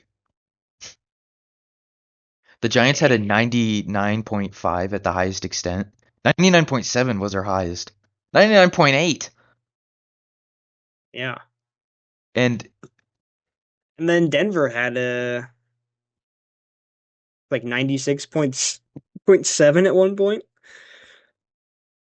yeah, it was And then the Giants came back and scored that touchdown. yeah, they got like bailed out with that pass interference call and then but dude, Yeah. they missed two extra points by that McAdamy guy. Two, and I hate to blame it all on I the think kicker there was dude, but was there a missed field goal too? Or no, it was it was just a, those mi- PATs, I think. a failed 2 point conversion. Yeah, yep. When they didn't need to go for it. Yeah, they're trying to make it a 21-0 game, and then they didn't get it. Like any of those 3 plays, and we're at the very least in overtime. Yeah, I mean it's incredible that it even had to get to this point anyway. Yeah, you should have been able to run the ball with Scatabo and just run the timeout. But It was just I mean, just a disaster. And it really takes away from how good the Giants played this game. they played for 3 quarters. Like they blew the lead, but they still had the lead to begin with against a really good Broncos team on the road. Yeah, I mean they were But up now it's 20. like no one even remembers that anymore. Yeah, they just remember them for blowing it. Yeah. They were up 26-8 with 10 minutes left in the game. So, But yeah, I mean I'm still in shock at this game. yeah, I I mean remember this game finished. I just kind of stood there for like 10 minutes. the I couldn't even post believe what I the, just saw. the Yeah. post football clarity. Yeah. I hate that like Bo Nix was his same old self. Like he was almost 50% completion. He threw it 50 times. 27 for 50. He overthrows a lot of receivers, but I mean, I guess it didn't matter in this game. Yeah, he woke up in the fourth quarter Broncos had 12 penalties for 127 yards. and they still won. There's just no way the Broncos should have won this game. And now they're atop the AFC West, so it's it's their division now. Their division to lose to the Chiefs again. Yeah. But if you're the Giants, coming off an incredible like from start to finish win against the Eagles, and there was that culture being built with Dart and Scatabo and that defense. Everybody was excited. Everybody was, playing Yeah. hard. Does this ruin it? I mean, it still continued into this game. Like the first three quarters, the Giants dominated this football game. Yeah, but with a choke job like this, I feel like that's just soul crushing. Because you could be 3-5 Yeah. right now. I mean, we'll find out a lot to see how they come out next week if they can Yeah, against the regroup Eagles. and kind of just flush the tape, I guess. I don't know. I think this might have just destroyed everything they built last week. It's kind of crazy they have I to play mean, the Eagles again already, dude. Like, who schedules this? I don't know, but is Brian Dable back on the hot seat now? God, dude. I mean, they have a really tough schedule coming up. But I don't know. I If mean, but they've also beaten two good teams and nearly beat the Broncos. I honestly like looking at their schedule, dude. I don't see how they could even have a winning record, and he might be gone. But think about what that does to Dart's development, having to go through a coaching change. I don't know. I don't know. I mean, we see it all the time, but I think that I don't know. I think regardless of how this year turns out, I think you still have to be excited if you're a Giants fan because Jackson Dart looks really good, surprisingly. And Scatabo, I'd say. And Cam Scattaboo, and they're missing their best player on offense and That's true. Malik Neighbors. That's true. And then obviously on the defensive side, they got maybe the best defensive line Dude, in watching football that right now. defense in the first 3 quarters was insane. It was like watching the Broncos defense. Yeah. So they got a really good team, like a really good core built. It's just, I think it's a question of do they have the right coach for the job? Yeah. I guess we'll I mean see. that we'll find out, I guess. Yeah. I But guess it. what a game. I know. I guess it. Like if the Giants come out next week against the Eagles and they just lay an egg, I think he might be done. But if it's a competitive game or even a win, I think he's well, of course a win, but he might say. I think next week is the make or break for him. Yeah. I mean they gotta come out and be competitive at least. Yeah, competitive. You know who wasn't competitive? The Washington Commanders and the Cow. Well, I shouldn't say not competitive. I mean, it was a weird. It's just Dallas has an It amazing was a weird offense. game. Jaden Daniels got hurt. I mean, what do you got to do with Marcus Mariota? Not much. Dude, that Dallas I mean, offense is insane. Could you imagine if they had a defense? it would be the best team in the league. Man, if only they had a certain edge rusher that could stop the run and pass rush. Anyway, Man, yeah. I really could use a guy like Micah Parsons, huh? yeah, man, if only they had. If only. I wonder what he'd look like with this team, in a Sure. Cowboys jersey. I bet he'd be really good. Yeah. I mean, oh my God. What are you doing, Jerry Jones, dude? Just pay the man. Anyway, You fucking gotta love billionaires getting cheap. yeah, dude. You know who won't be cheap because we're gonna have a Dairy Gold sponsorship? Us. Dude, we might buy Dairy Gold. That's what I'm gonna do. Yeah, just buy the whole company at this point. I'm really thirsty for some milk. That's our 10-year plan right now. Yeah. And that's not a euphemism. I'm looking at the penalties too. The Commanders kind of shot themselves in the foot a little bit as well. I mean, 11 penalties, but you can score 22 points on a lot of teams and win the game, but you can't allow 44 points Yeah, 44. and expect to win. So, Also had two turnovers, one yep, of which was the pick six yep. Thanks, by Mariota. Deron Bland, the pick six merchant. Most overrated cornerback in the league, and I'll die on this hill. I've This just seen that happened to man get pick do sixes. more PIs. I've seen that man get blown in coverage more often than I've seen him actually. He's just He's just in the right place at the right time. That's all that Just is. getting lucky. Yep. When you were lined up against the enemy, against the opposing team's best receiver, of course you're gonna have more chances to pick it off. Yeah. Anyway, rant over. If you want to fight me, comment, dude. Comment and fight me. I have the power here.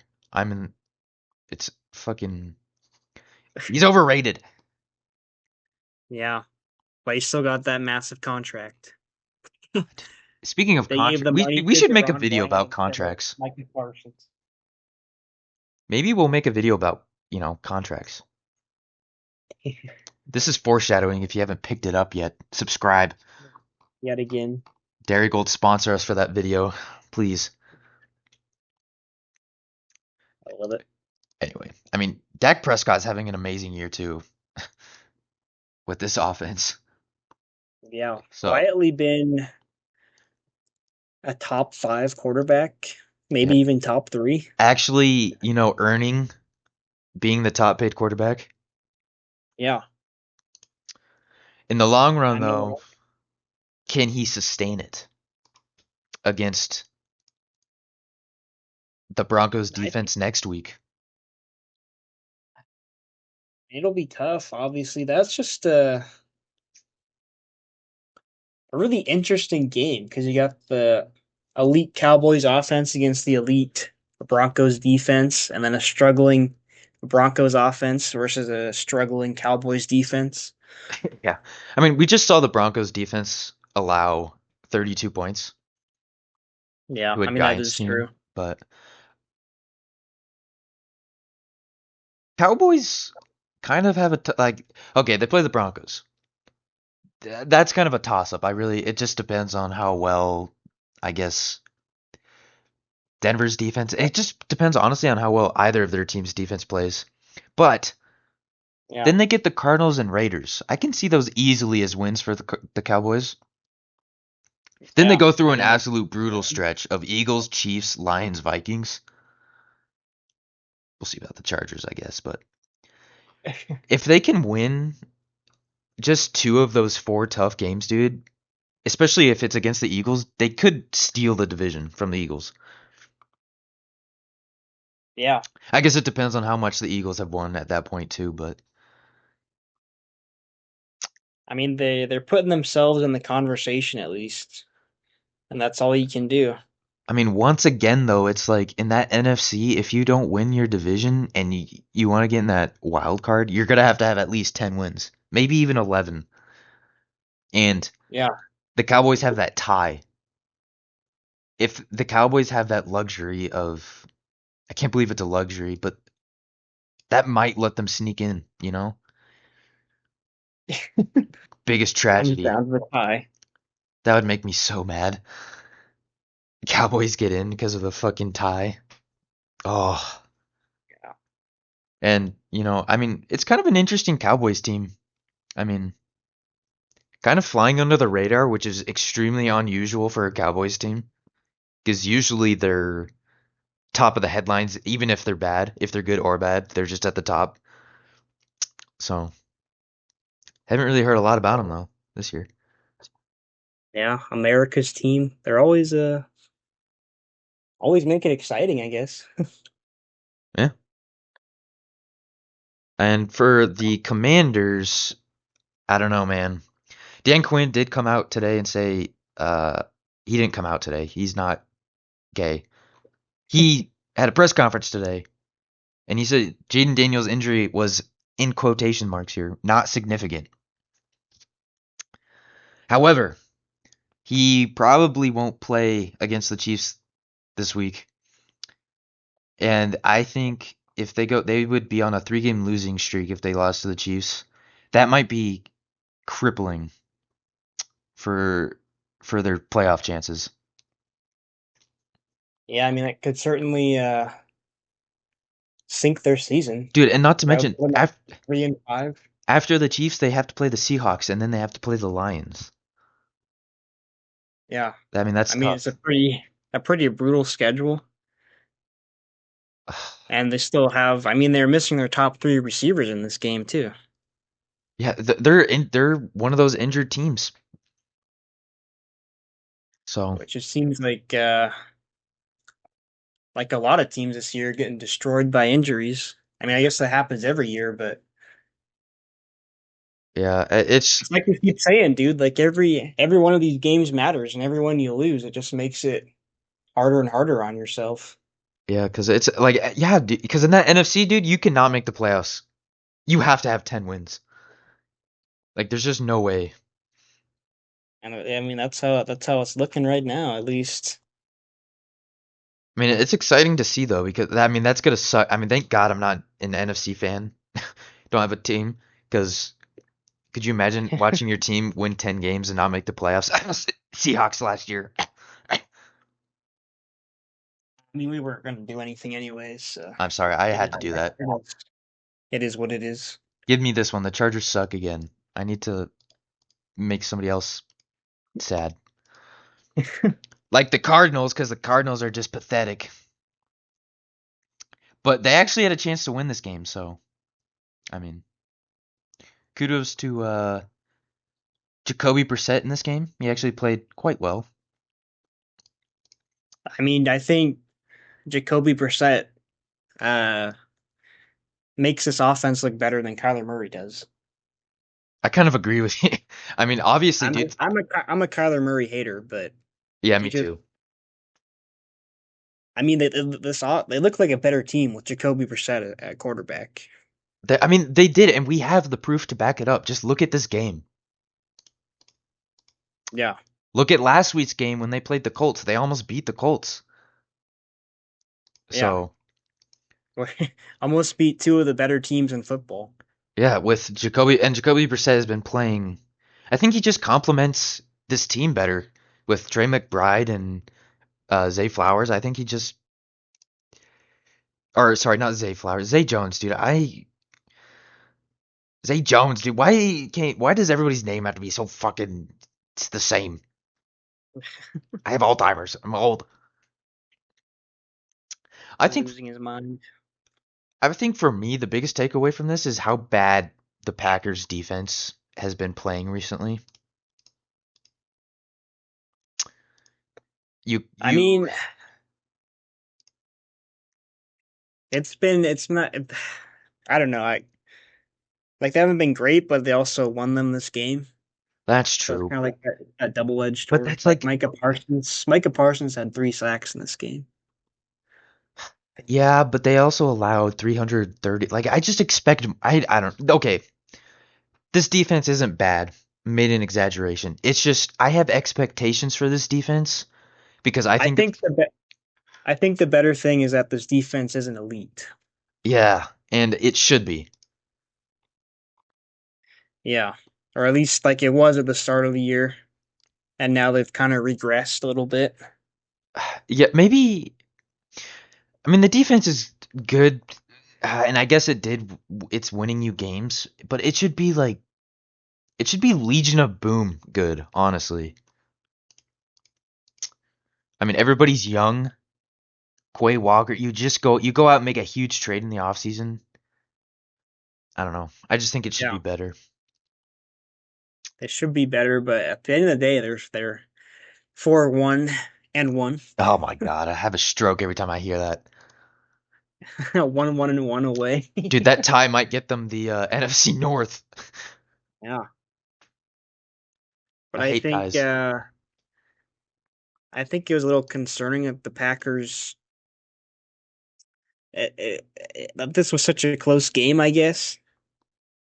Yeah, against a Cardinals team which has just been disappointment all year Yeah, on a 5 game losing streak right now. and if but look at the Cardinals, like look at their last all their 5 losses. Like these are all One at the score very games, end of yeah. the game. I mean, Like they're only at a -1 point differential. So, like, these are all at the very end of the end of the game that they're losing.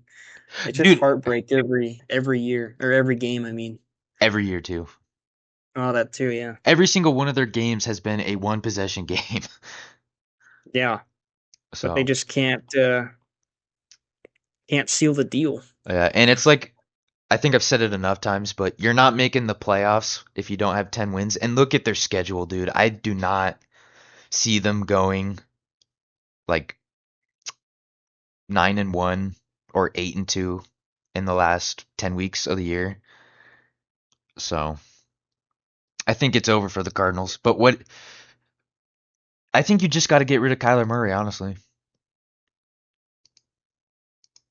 Yeah, I mean, we'll see if they have the balls to make that move. But I mean, probably not. You can't do that with the number 1 pick. I mean, that's the problem too. Is they just gave him the that big contract, whatever it was last year, or the year before, Yeah, just for him to play Madden. Battlefield. Oh, Battle. Oh, yeah, the Battlefield. That's why he wasn't. Dude, remember when the Call of camera Duty. panned over him and he was just lost? He was not there. Yeah, yeah. He was thinking about something else. But for the Packers, I mean, they get that Aaron Rodgers revenge game maybe next week or this week. I don't know. Next week, never mind. I think, fuck, dude, that NFC North, man. Oh my, is it Green Bay's division? I think I asked you this last week, but it's oh, I don't know. I still like the Lions, but I mean the Packers have that tiebreaker right now. that's the Thanksgiving game. So is Packers and Yeah, Lions. So I mean that'll probably be. I think whoever wins that game probably wins the division. I guess is what I'm trying to say. yeah, it's man, that dude, that division is so. That division has always been good recently, like these past 2 3 years. Yeah, it's been fun to watch. I think I'm still not entirely sold on Jordan Love, I guess. Yeah, especially since he's like the third highest paid quarterback in the league. Dude, we need to make that contract video, dude. It's ridiculous. How it's like it it's not a matter of how good you are, it's a matter of when good you are. it's just timing, yeah. Yeah. But It's yeah. I I feel don't like know. It's this could, another game that was really close and came down to the wire. I think it kind of just solidified things we already knew though, like the Packers are I mean, they're a playoff team this year, a Super Bowl team that remains to be seen, but and the Cardinals aren't. And this kind of shows it. Yeah, I mean at the end of the day, good teams find ways to win and bad teams find ways to lose. Yeah, yeah. And we saw that in quite a few games this week. Every single one of. I'm just kidding. I mean, all right. Sunday night. This game was. I'm not gonna lie, I couldn't finish it because it was kind of boring. Christian McCaffrey kind of went off though. Yeah, Christian McCaffrey had a monster game. Finally, he showed up, dude. Yeah, Finally. And Mac Jones kind of mm, came back down to earth a little bit, but I mean, it was Christian McCaffrey's show, so it didn't matter. just give the ball to Christian McCaffrey, Yeah. the leading receiver as well. Damn, Over you're right. Yeah, 7 receptions, dude. 24 carries, dude. over He hit. 200 total yards, 200 scrimmage yards. Jeez, dude. I mean, it was an all right game, I should say. It was just, I don't know how to describe the feeling. I think it was just too many punts from the Falcons and turnovers. A lot of punts. Yeah, I think for me, this is just a really disappointing game for the Falcons Yeah, just because coming off of Buffalo, that Buffalo win. against the Bills, it looked like that was like their breakout game, and they're going to be good now. And then you come on the road against the Niners team, whose whole defense is injured. Yeah, and you only It's scored like a 10 practice points. squad defense, and you score 10 points. That's a good point. I didn't even. You scored 10 points on this defense that has nobody on it. They're all injured to hell. Like how many people on this Niners defense have you honestly heard of before? I'm looking at the Not a whole list. lot. I can tell you I don't know who their top tackler was. Tatum Bethune. Yeah, that's their Fred Warner replacement. I think I know who Bryce Huff is because he used to be on the. Oh no, I don't. No, I don't. I have no idea who that is. Do I know who this is? Nope. Oh, Um, I know who Lenoir is though. the Amador Lenore. Yeah, he's about the Kind of only love that one. name. He's the only one left. Yeah, but I Oh, mean, I don't know how the Falcons only score 10 points in this game. that turnover kind of hurt for from Penix Yeah, in that the in one that. right, the fumble right before half. Yeah, and they were like, They were in field goal range. Then the Niners went and got a field goal. and got the ball to start the second, so they got another field goal, go up two Yeah, scores, put them at arm's length a little bit. but it's just a really disappointing game. That's just how the Falcons have been all year, though. That's just their franchise, dude. They're just up and down. Their They're franchise is so just inconsistent from week disappointment. to week. Yeah, dude. I mean, they didn't score any points on the Panthers. Let's remember that. Yeah, got shut out against the Panthers, I think it's a and they looked great last week against Buffalo, and and the and then they Commanders shit game the bed this week. Yeah, so it's next like I week. can't figure. Next That week, means next week they're probably going to win. well, they play the Dolphins. Wow, well, So, definitely then. I mean, that's the thing though, is like if they don't, then I think that says a lot. God, wouldn't that be hilarious if they lose to like they have wins against Vikings, Commanders, Bills. That's kind of crazy. Yeah, This is going to be the team that loses to the Jets and lets the Jets have their first win. I mean, I can't figure this team out. They're so inconsistent from week to week. Yeah, Michael Penix is too. I mean, he looked Yeah, amazing last week, yeah, and this week he was kind of just all he right. looked pretty bad. Yeah, I mean, they couldn't run the ball. he's questionable too. What happened? I didn't. I had a knee injury. Oh, I don't think it was serious though. oh, probably not. ESPN isn't even telling me what it is. So, I mean, once again though, like how many times am I going to say this?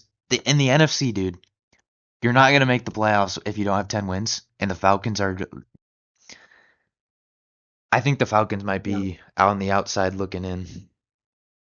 But this was a very winnable game for them, and then they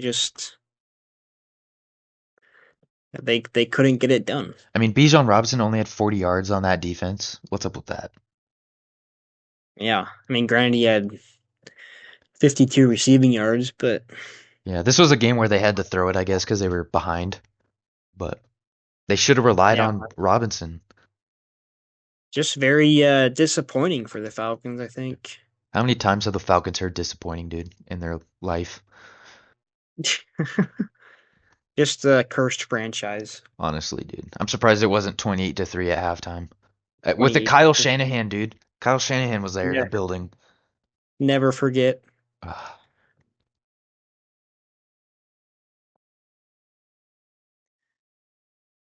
all right, Lions and Buccaneers. I think um, we have finally found the limit to what extent the Buccaneers could could survive their injuries so far.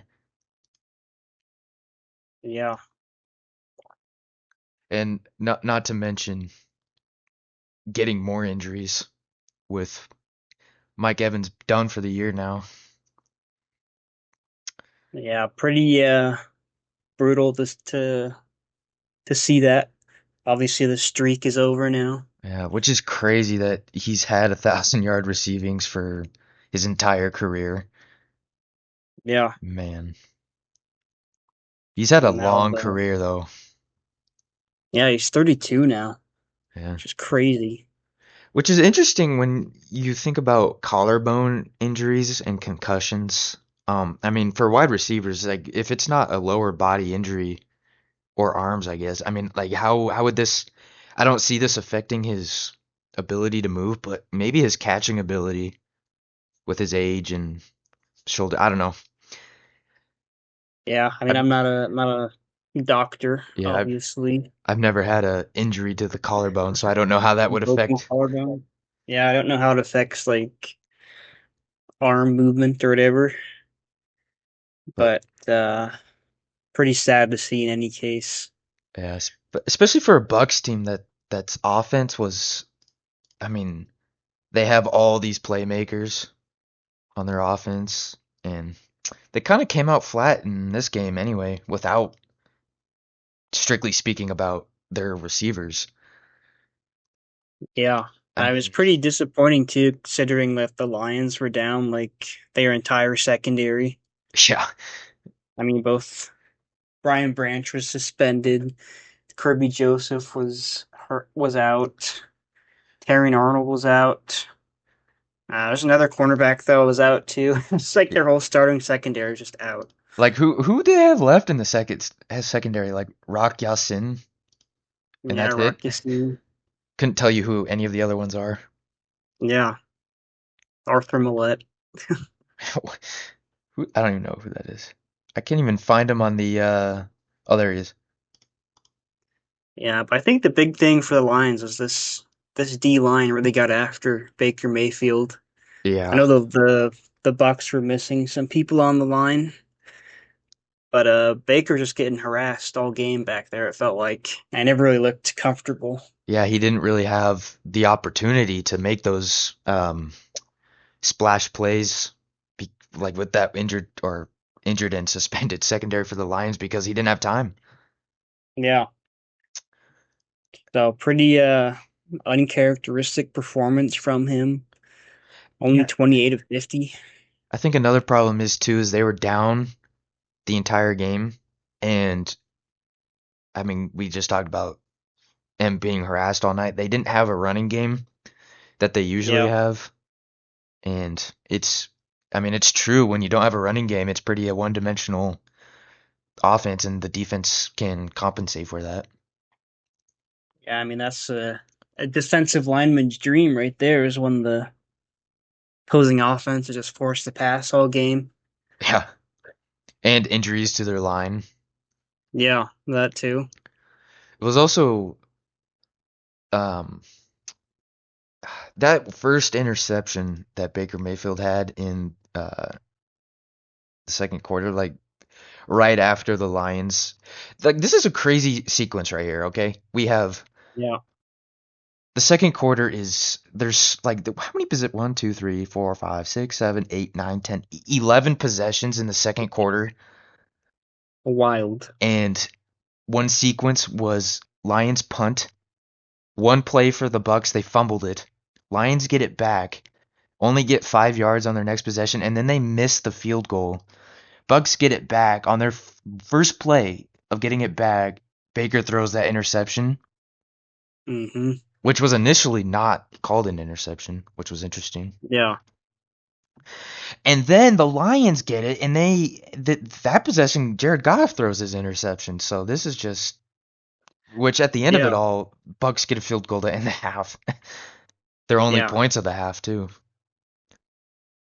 I mean, I wonder what their record is for most like possessions in a quarter.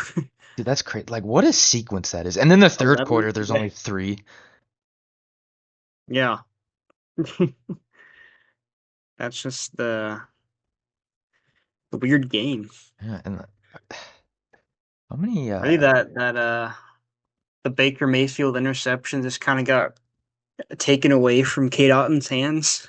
Yeah, which is kind of crazy because usually, I mean, they didn't call it as an interception to begin with, but usually those are like when I saw it, I was like, oh, they always give this to the offense, right? And then he actually like completely took it away from him, and I was like, oh, Yeah, it's pretty crazy. 'Cause then you think the momentum shifted at that point, and then the Lions go back and throw an interception themselves, like pinballing back and forth. yeah. It actually looked like maybe the Bucks would like they had that momentum going into halftime because they had that interception and then the field goal. And then they get the ball to start the third, and they scored a touchdown. Yeah, and then at that point you're 14-9. Yeah, but I mean, Close Lions as they offense. forgot though. Yeah. Yeah, Which even then the Lions offense wasn't as good as we've seen them before, but just our all Jameer Gibbs. yeah, Jameer Gibbs breakout game. I mean, Jameer Gibbs is just He has a breakout game every single week. yeah, I mean he's just a fun player to watch. Just the way he runs. That second touchdown was like the spin move into the end zone. Yeah, I'm thinking about this. I don't know how you felt, but I remember back in the day. How long ago was it? Like oh, only 2023. I remember when the Lions drafted him with their first round pick, and at the time they still had um, Montgomery and I'm pretty sure they had Swift still at that time, right? Yeah, DeAndre Swift. I Yeah, was like, what are they doing? I was like, they do not need like they had it was just crazy that they went out and had three running backs, but it worked. Like I mean, it didn't really work for Swift at the time. Like he kind of was the odd man out. I think they traded. Did they trade Swift away, or is he a free agent? I think he walked away in free agency and he went to the Bears, right? Oh no, he went to the Eagles He's first, on the didn't Eagles he? Yeah. first. Yeah. He's on the Bears now though. Um at least I think he will. I think he just I can't remember because he was I'm pretty sure he was a free agent going into that draft. And then the Lions drafted Gibbs, and then I'm pretty sure it was like, Yeah. oh, Swift was the Yeah, odd I man think out. that's what Yeah. it was. But I mean, how good does that move look now? I know, right? I I mean, mean, DeAndre Swift's like fine, but he's not. Jameer Gibbs is a clear upgrade. yeah. And David Montgomery. Yeah, the two-headed monster. I mean, it's kind of, I mean, I love seeing Jared Goff kind of like find his team now and just be a good player. But it always helps to have running backs that can can help open up those passing lanes and deep balls. Yeah, and you got Amon Ra to throw to, Yeah, that always helps. as well as Sam Laporta and Jamison Williams, even though he didn't have a catch in this game. Yeah. It's one of those things where like the Lion, I mean, besides Aiden Hutchinson, the Lions have just drafted in. Well, I mean, they drafted Aiden Hutchinson really well, but I mean, offensively, they have made incredible drafts Yeah, under the Dan Campbell era. It's and Brad Holmes. yeah, I mean, that's how great teams are built is through the draft. You get them for cheap for those first 4 years. yeah, Another thing too is the Lions have done a really good job of signing their players and keeping them happy. exactly. And knowing when to let some go. Yeah. So just their whole player development has been really good. I will say I expect to see them probably make some draft picks in the defensive secondary. I feel like the secondary is probably their weakest. Well, I mean, not in this game, but I feel like the secondary is probably their weakest point, even like disregarding their top three not playing. Yeah, I mean, they're just stellar everywhere else. probably fair, but yeah. I mean this whole roster just looks it's a championship roster. Yeah. I was not And expecting, sorry to interrupt, but I just wasn't expecting because they lost both their coordinators. I mean, that's yeah, kind of crazy to see them continue that success they had last year into this year. I mean, granted, didn't they? I'm pretty sure they just promoted from within, so yeah, promoted from within. probably wasn't that big of a change, but But yeah, I like mean that's I just the thought culture they built. yeah, to come back after the disappointment last week against another really good team, and then I mean they really won this game pretty handedly. Yeah, and we had a Teddy Bridgewater sighting at the end for the Bucks, Yep, which you I gotta mean, love it. you gotta admit though too, like we're talking about draft picks for the Lions, the Buccaneers have made amazing draft picks as well. Yeah, I mean they're another roster that's really good. Unfortunately, just been ravaged by injuries this year. Yeah, I mean, how does this game? Because I know you and I both kind of had the feeling that Baker Mayfield was our front runner for MVP so far this year. How does this game affect that opinion for you?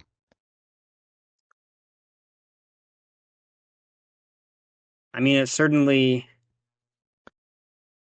I guess it certainly affects it. I mean, that's kind of the thing with MVP though, is I feel like it's all like recency bias. It's all like based off the past week and not over the 7 games that we've seen so far as a whole. Yeah, I still,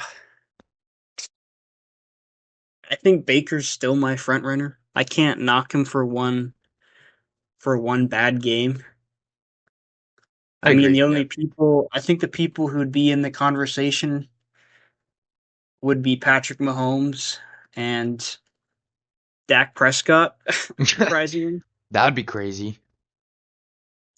But What about would um uh I hesitate to say this because it's kind of a moot argument in this era of football, but I was gonna bring up how does Jonathan Taylor look in your eyes for that? Do you even have him in the top five maybe? I know he's a running back, but Saquon was in it last year. I mean, I don't know that Saquon was ever seriously considered for that last year, though. Yeah, good point. Good I point. just don't know if we'll ever see a non-quarterback MVP. Yeah, yeah, anymore And as anyway. good as as good as Jonathan Taylor has been, he's been so good because of the offensive line and because of how good Daniel Jones has been. That's what makes Jonathan Taylor so good in my eyes. Like that's just the way the NFL is. It's like the quarterback's always going to be more important than anything else, right? Yeah, I feel like the only way a running back would win MVP is if they I mean Saquon was close last year, but they break the rushing yards and they kind of like make it a substantial breaking of the record. I feel like that's the only way. Yeah, I think like the quarterbacks would have to have like a down year. Yeah. But I just think with all the quarterbacks we have in the league now, it's gonna be have to like you said, it's gonna have to be some crazy historic year to Yeah. even be in that conversation. Man, we're kind of getting off topic here. But this is a video like we need this is a video idea. I love those. Yes. And we need Yeah, more videos for more money and sponsorships. Dairy Gold, I'm calling you. All right. Anyway. Yeah, I mean, last thing I'll say about this game is I was pretty excited for it. Um looking looking at it last week, but um kind of kind of a disappointing outing for the Bucks, I think. yeah, I would agree. Lions kind of I know somebody commented on our the only one too I love you um commented. Come in. Yes, they said oh dude, I'm sorry. I can't what was it? Anyway, I love you, but I can't remember your name. Anyway, he said like he was or she, I don't know. They were concerned about the Lions team beating or beating playoff caliber teams, and I'm curious to see how they feel now because Yeah, I mean the I Bucks feel have like this is a big win for that. Like, and the way they won, like this is a very convincing win for the Lions. yes, yes, So I feel like this should calm those concerns, yes. at I least for agree. now. All right, moving on to because it was another doubleheader on Monday. Um, if you were on the East Coast, you probably didn't get any sleep if you watched the entirety of this. Yeah. Seattle and Texans. This was honestly a pretty good game. Well, to watch. I mean, it was a good game, but it really shouldn't have been. Yeah, at the end there, I was getting a little worried for the Seahawks. Yeah. I mean, I feel like we dominated this game in every fashion, but yeah, we just keep having the silly mistakes and the turnovers really that just kept the Texans in the game. Yeah, it was one of those things where they were getting a little pretty because Seattle, I mean, they had the possession at first, but they went three and out, and then they got the punt, and then they scored on their next two possessions, and then there was that weird trick play where Cooper Kupp went to Yeah, throw it and it was I intercepted. really hated that. Like, obviously, it's easy to say it in hindsight. Like, I Yeah, get that, but it's like at that moment we were up 14-0. We were about to in scoring range again, and we've had the whole momentum, and our offense had been moving the ball good, and then you just call some dumb like trick play that you really didn't need to do. yeah, it's almost like they were getting bored. Yeah, that just gives the shifts the whole momentum of the game. Yeah, I don't know how many times have we seen where teams run that trick play with the wide receiver and the wide receiver throws a pick. yeah, like remember like just a couple weeks ago the Saints we talked about.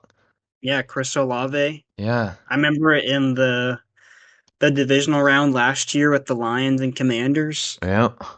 I I feel don't like know. that play, like the play just doesn't work. Like receivers aren't good enough It to. worked once It in the biggest. worked once in the Super Yeah, Bowl. and now everybody just wants to do it.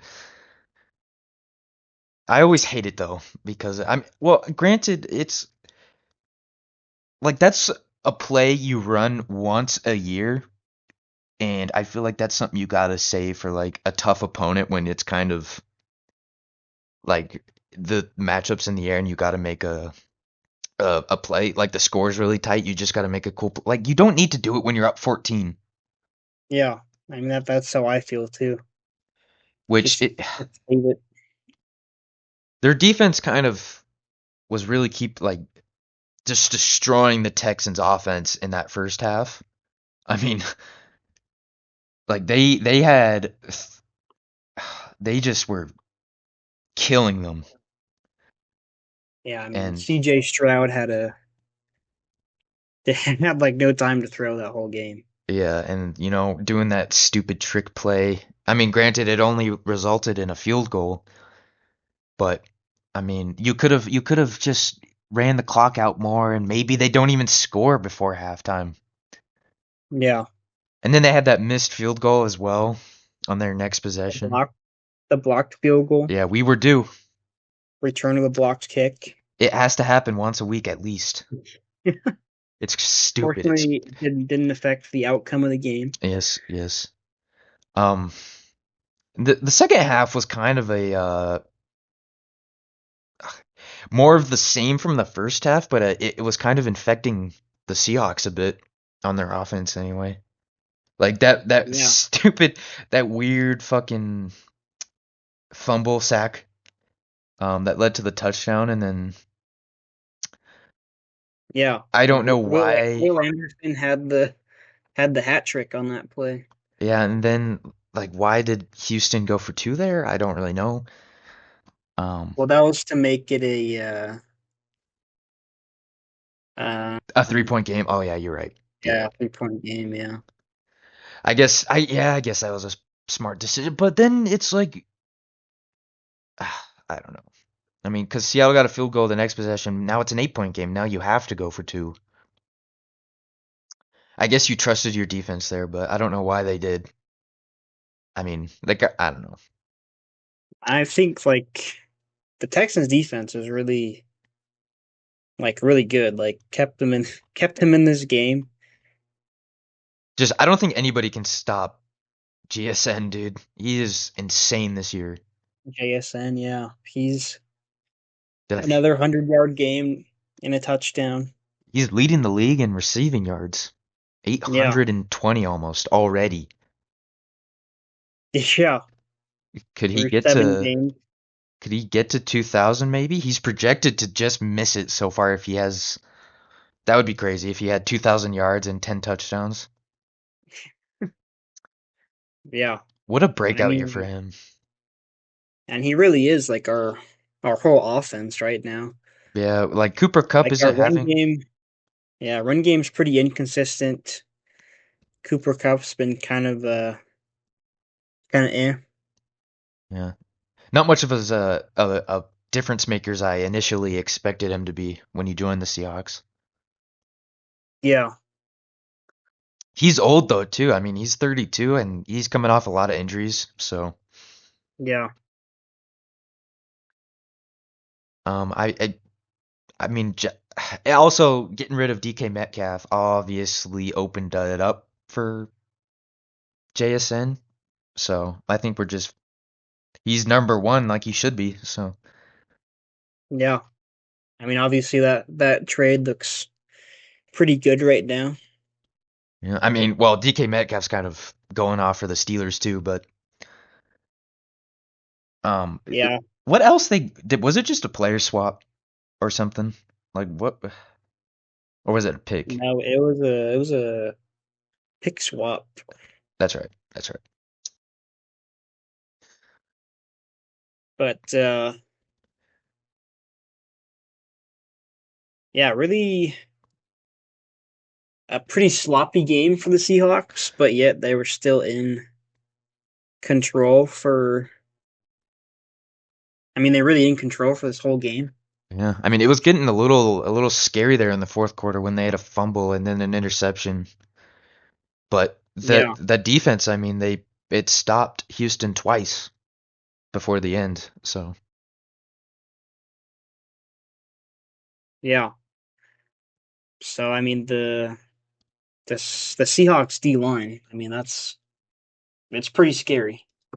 yeah, and then there there was that unnecessary roughness penalty on the Texans that kind of sealed the game for the Seahawks. It's Yes, like because they had us stopped, I believe. yeah, it was like what 3rd and 3 when they went to run it or something. Yeah.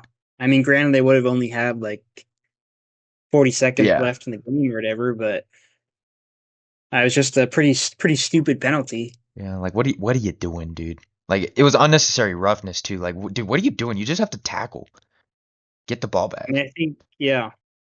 And we see, I mean, we see players make that mistake all the time. Yeah, I mean emotions kind of, or Yeah, you wanna hit somebody, or I don't know, but you just can't do those things. yeah. But I think this was I saw some stat like the Seahawks were the first team to win a game where they had four turnovers and over 10 penalties or something like that. Oh, really? I Uh, forget what it was. It was something to that effect because I also had 12 penalties for 93 yards. Yeah, but the Texans had 10 penalties as well 10 for penalties, yeah. Refs were going off in this game. it was a flag fest, dude. It was like all the Yeah, people complaining about the Chargers jerseys being too yellow. The rest were like, "Nah, we need more yellow." love the yellow.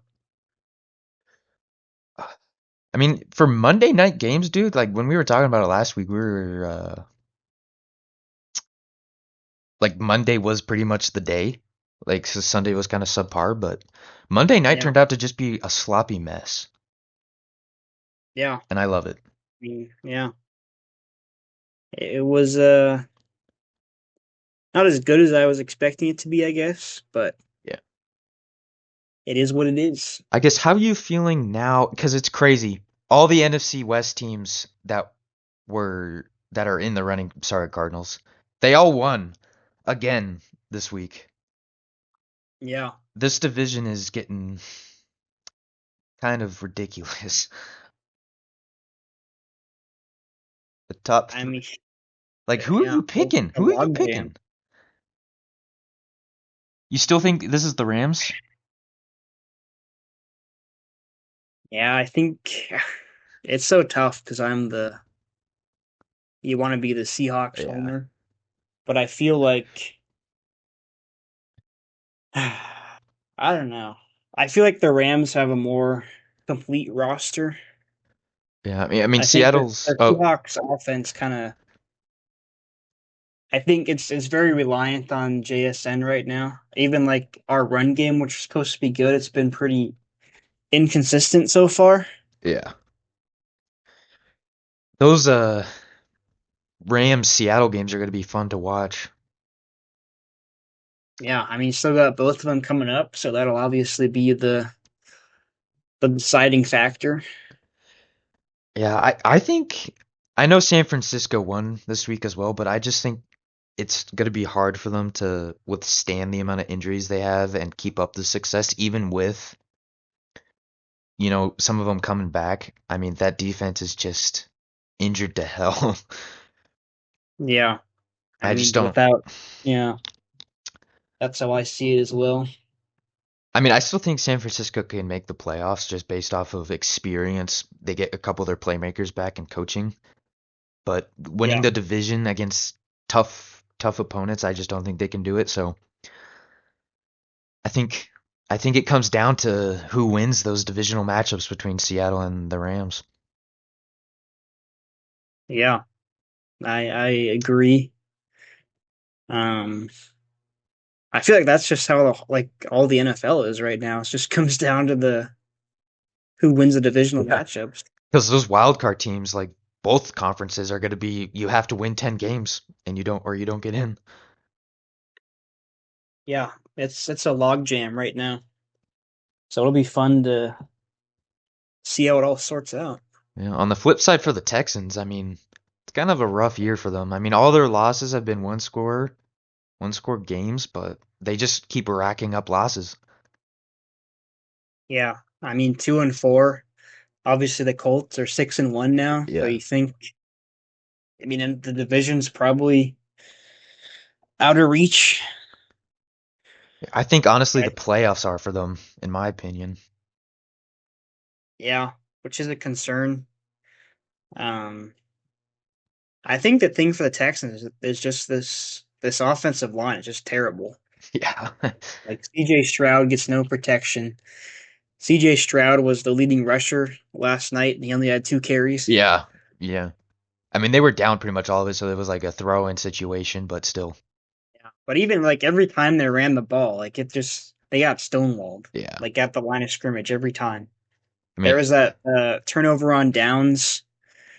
I forget what quarter that was in, but it was like 3rd and 1. They ran it, got stopped. Then they ran the same play on 4th and 1, yep. got stopped Yep. again. Or they actually went backwards like Yeah, two they yards in that sequence. I mean, you got to give Seattle's defense a lot of credit for that though. They're so Yeah, good. but I think like if the Texans had like an O line, then they could have a running game, and I mean yeah, obviously their defense is really good, but It's got to be a complete football team, and it's not.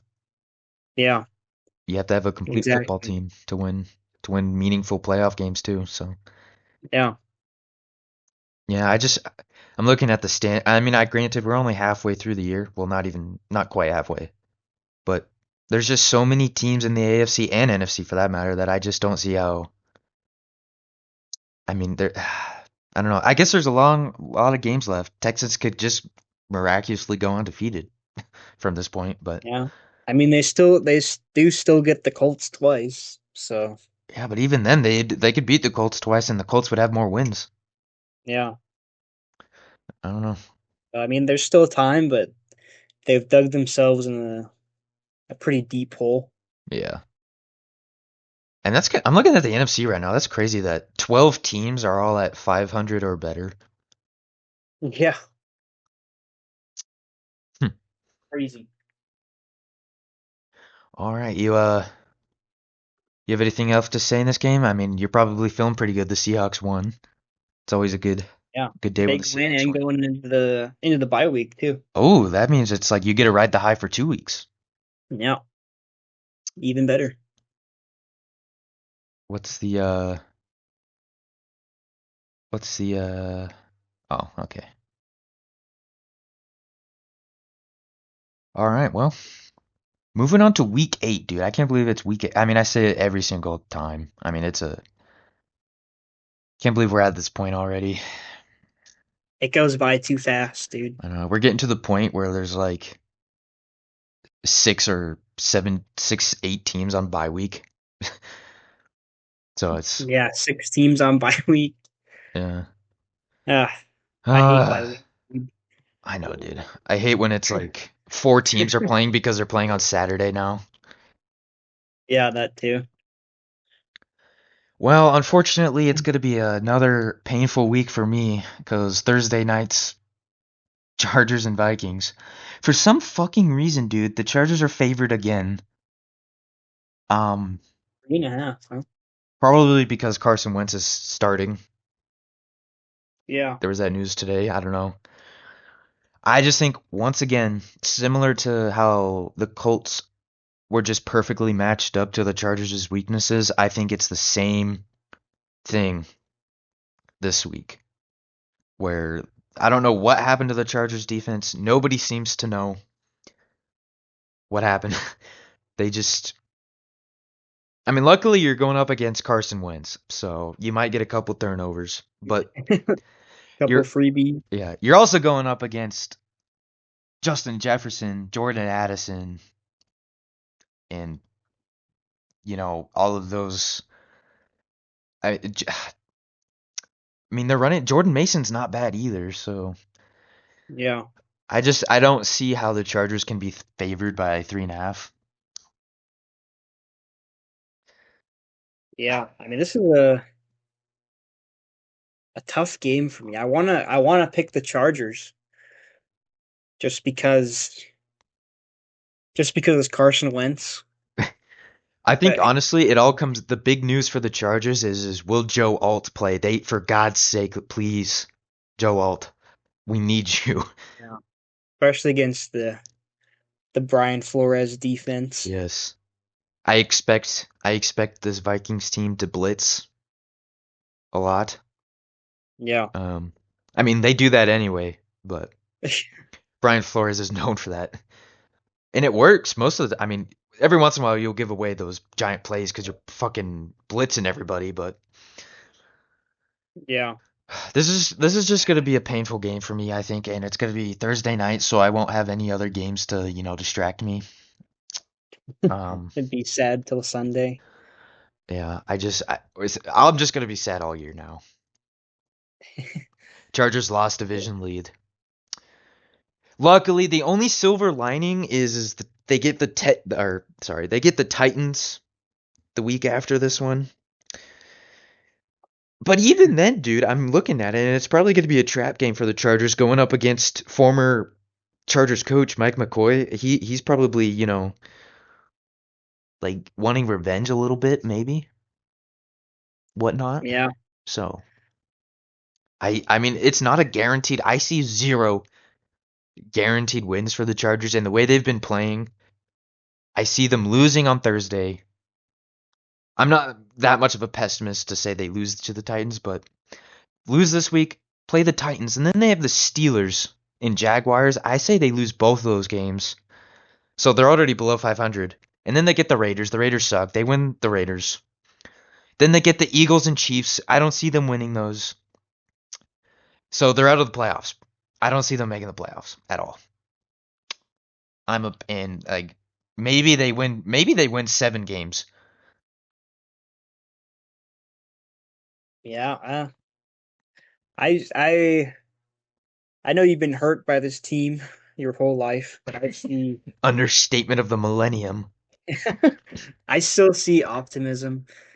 I just look at this Chargers offense. Like once they get Joe Alt back and they get Amari and Hampton back in a few weeks, I mean this offense is ridiculous I will with their admit it with was their receivers, with how good Aronde Gadsden has looked the past 2 weeks. that was genuinely a big surprise for me, and I'm like, that's actually the only source of excitement I have right now. Yeah. Is because as a Chargers fan, I mean, I grew up watching Philip Rivers and Antonio Gates, that QB tight end matchup. Yep. So it's kind of exciting to see that, you know, just Could have another one. because Justin Hurt, well, granted, they were in passing situations the whole game against the Colts, but he had 420 yards. He's Yeah. almost up to 2,000 yards. But then again, he also had those 2 killer interceptions. Ugh. Yeah. But I mean, it's at the end of the day, like the defense has to step up. and they can't. I But don't know what happened. I think the defense just has to be like an average defense, and the Chargers they can still be a scary team. They've just reverted to that Brandon Staley defense where they have all these big names, star power on the defense, and yet they just let the offense do whatever they want. I mean, the Colts were just they did whatever they wanted, Yeah. and I wouldn't be this spiteful if this defense didn't show what they were capable of at the beginning of the year. I Yeah. mean, it was one of those Definitely. things where at the beginning of the year I was like, "Oh, the Chargers defense is coming out now." Like I feel great. I feel like they're gonna like it's exciting to see. And lately, I'm like, oh no, the Chargers defense is coming out. How can they blow it? Yeah. And as a Chargers fan, that's what we're used to is like, oh God, the defense has to come out because it's just I don't know. But I guess this is honestly kind of a make or break game for me because if the Yeah. Chargers win, I can see that. they're 5-3, and they still have the tiebreaker over the Chiefs right now. Like it's one of those things that I've been saying all year so far is like you're not making the playoffs if you don't have 10 wins. So, Yeah. And you should be able to beat a Carson Wentz team. yeah. And it's like they play the Titans the week after and like if they could get a win this week and a win against the Titans, I'd feel like they could like they're not going to do anything in the playoffs, but like they could make it if they win the next two. And I guess it depends on what Denver does, but Yeah. But I think I agree that this is a pretty important game for them. yeah, like must win. Like we're in the middle of the year. Well, not quite, but it's like middle of the year. This is it. This is if Yeah. like if you lose this, it's pretty much done. But if you win this, you still have something to play for. So Yeah. yeah, it's just Chargers always do this, man. The life of a Chargers fan. Pain, so much pain. And I mean for the Vikings, I mean I've said I mean obviously I'm focusing on the Chargers, but the Vikings, this is a must win for them too, honestly. Yeah. Just the way their division looks. And even just the NFC in general, I think we kind of beat this horse to death, but a big game for them, yeah. Yeah. Honestly, like I'm kind of surprised. I mean, obviously the Vikings are coached really well, but with them focusing on JJ McCarthy, I really thought this would be like a year of growing pains, which it kind of is, but I didn't expect them to be at 500 at this point. So, with Well, Carson Wentz considering even. yeah, JJ McCarthy's only played 2 games, so yeah, So, I that mean, is interesting matchup. yeah. Uh, moving I got nothing more to say. I'm dreading every game the Chargers play now. It's like how like it could always get worse. Yeah. But anyway, moving into moving into Sunday, dude. The last Sunday of October. Mm. Starting off, we have Falcons and Dolphins, which we've said the Falcons are the most bipolar team. That it's like a win, loss, win, loss. This is the week they win according to the Oh, the rules, and I can they definitely lost. see that happen. They're playing the fucking Dolphins. Yeah. I mean the favored by 7.5. I'll take that all day. Yeah, the Dolphins are just so dysfunctional right now. I mean, I can't wait to watch Bijan Robinson against this Oh, you're right. run defense. Could have like 300 yards. He might have 300 yards, and uh, Tyler Algier might have 300 yards too. Yeah. They might both be that good. And like you said like you just said, like they lost last week, so that means they're gonna win this week. Um, so yeah, Yeah, I mean that's just what the script writers are doing. It's a roller coaster, up and down. yeah. We'll see if well, I guess Mike McDaniel still has a job somehow. So Yeah, I mean it's like the Dolphins just. I mean we've said this before. I just don't see them firing mid-season unless if it's like you lose to the Jets. Which when do they play the Jets again? That's their one win, so they don't play the Jets again for a while. So I mean, yeah, but at that point it's like might as well as fire him if you lose to the Jets. But who yeah, knows? Maybe maybe they're smart and they just make a change at QB because Tua's not doing it for you. But it's like your two options right now are either Quinn Ewers or Zach Wilson. So yeah. Not great. hey, who knows? Maybe Mike McDaniel can fix Zach Wilson. You know, we Uh, like it's lately over the past couple of years we've been seeing those draft busts making like career saving years. Sam Darnold, Mac Jones, yeah. those types. Like maybe that's what you do. Um, I'm just kidding. He would probably. It's over. It's over. It's not just the quarterback. It's the entire team. Yeah, it's a bad roster. Yeah, I see this Falcons team winning easily. Like they might be the team shown the most on red zone because of how much of their scoring. Yeah, this 7.5, like it should be double digits Yeah. in my opinion. Sorry, Dolphins. It's a bad year for you, for you guys. Both Rough. picking the Falcons, then I assume. Yep. Yeah. Picking the dirty birds. The next game is going to be interesting. Bengals and Jets. And Yeah. I say interesting because Justin Fields is done. I mean, we both read what a name, by the way, Woody Johnson. We both read the article.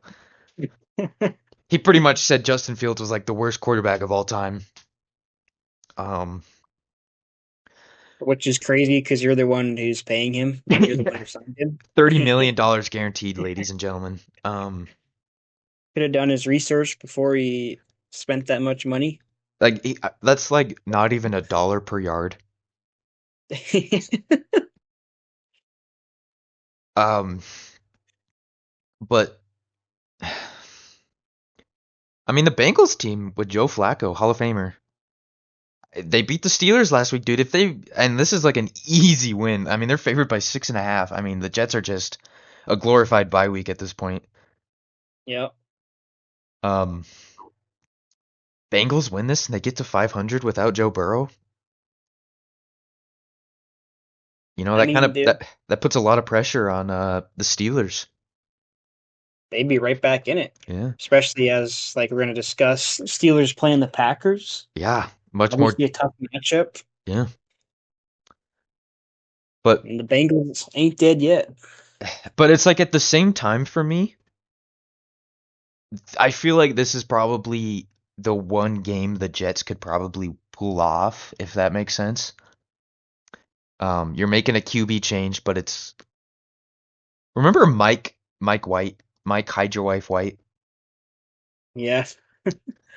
What happened to him? This is like you make a QB change, you're making a change for the whole game. You're going up against a Bengals team that doesn't really have a defense, besides Trey Hendrickson. Yeah, if he And plays. I mean, he's questionable too going into this game. Mm-hmm. I feel like this is probably a game the Jets could win. However, saying all that, I don't see them winning. I see them getting blown out. Yeah. So, Could be another I mean for the Bengals just throw it to Jamar Chase. That's all you have to do. yeah, honestly, this Jets defense isn't stopping you.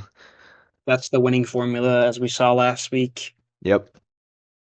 I think it all comes down to will Joe Flacco relapse and start throwing picks again? But if Yeah. he doesn't, They you play. win. Yeah. So, So win the but turnover battle. That's the name of the game. yeah, I'm picking Bengals. Yeah. Bengals, baby. Go Kitties. Rar.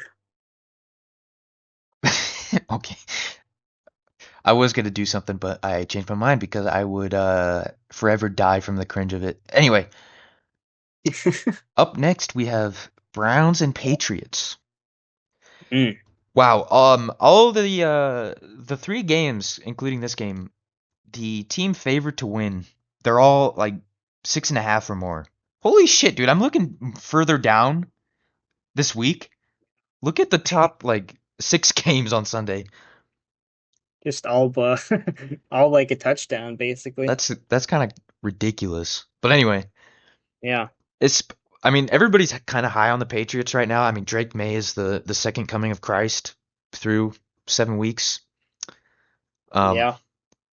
He was a player I forgot to mention in my MVP picks are earlier. you serious? He's certainly up there. Hmm. I guess we'll see. I guess we'll see. I disagree with you for once. I finally disagree with you. Um, but we can't do that in this video. If we do our discussion, we won't have our another video to get sponsored money. That's a future video. Well, no, future video.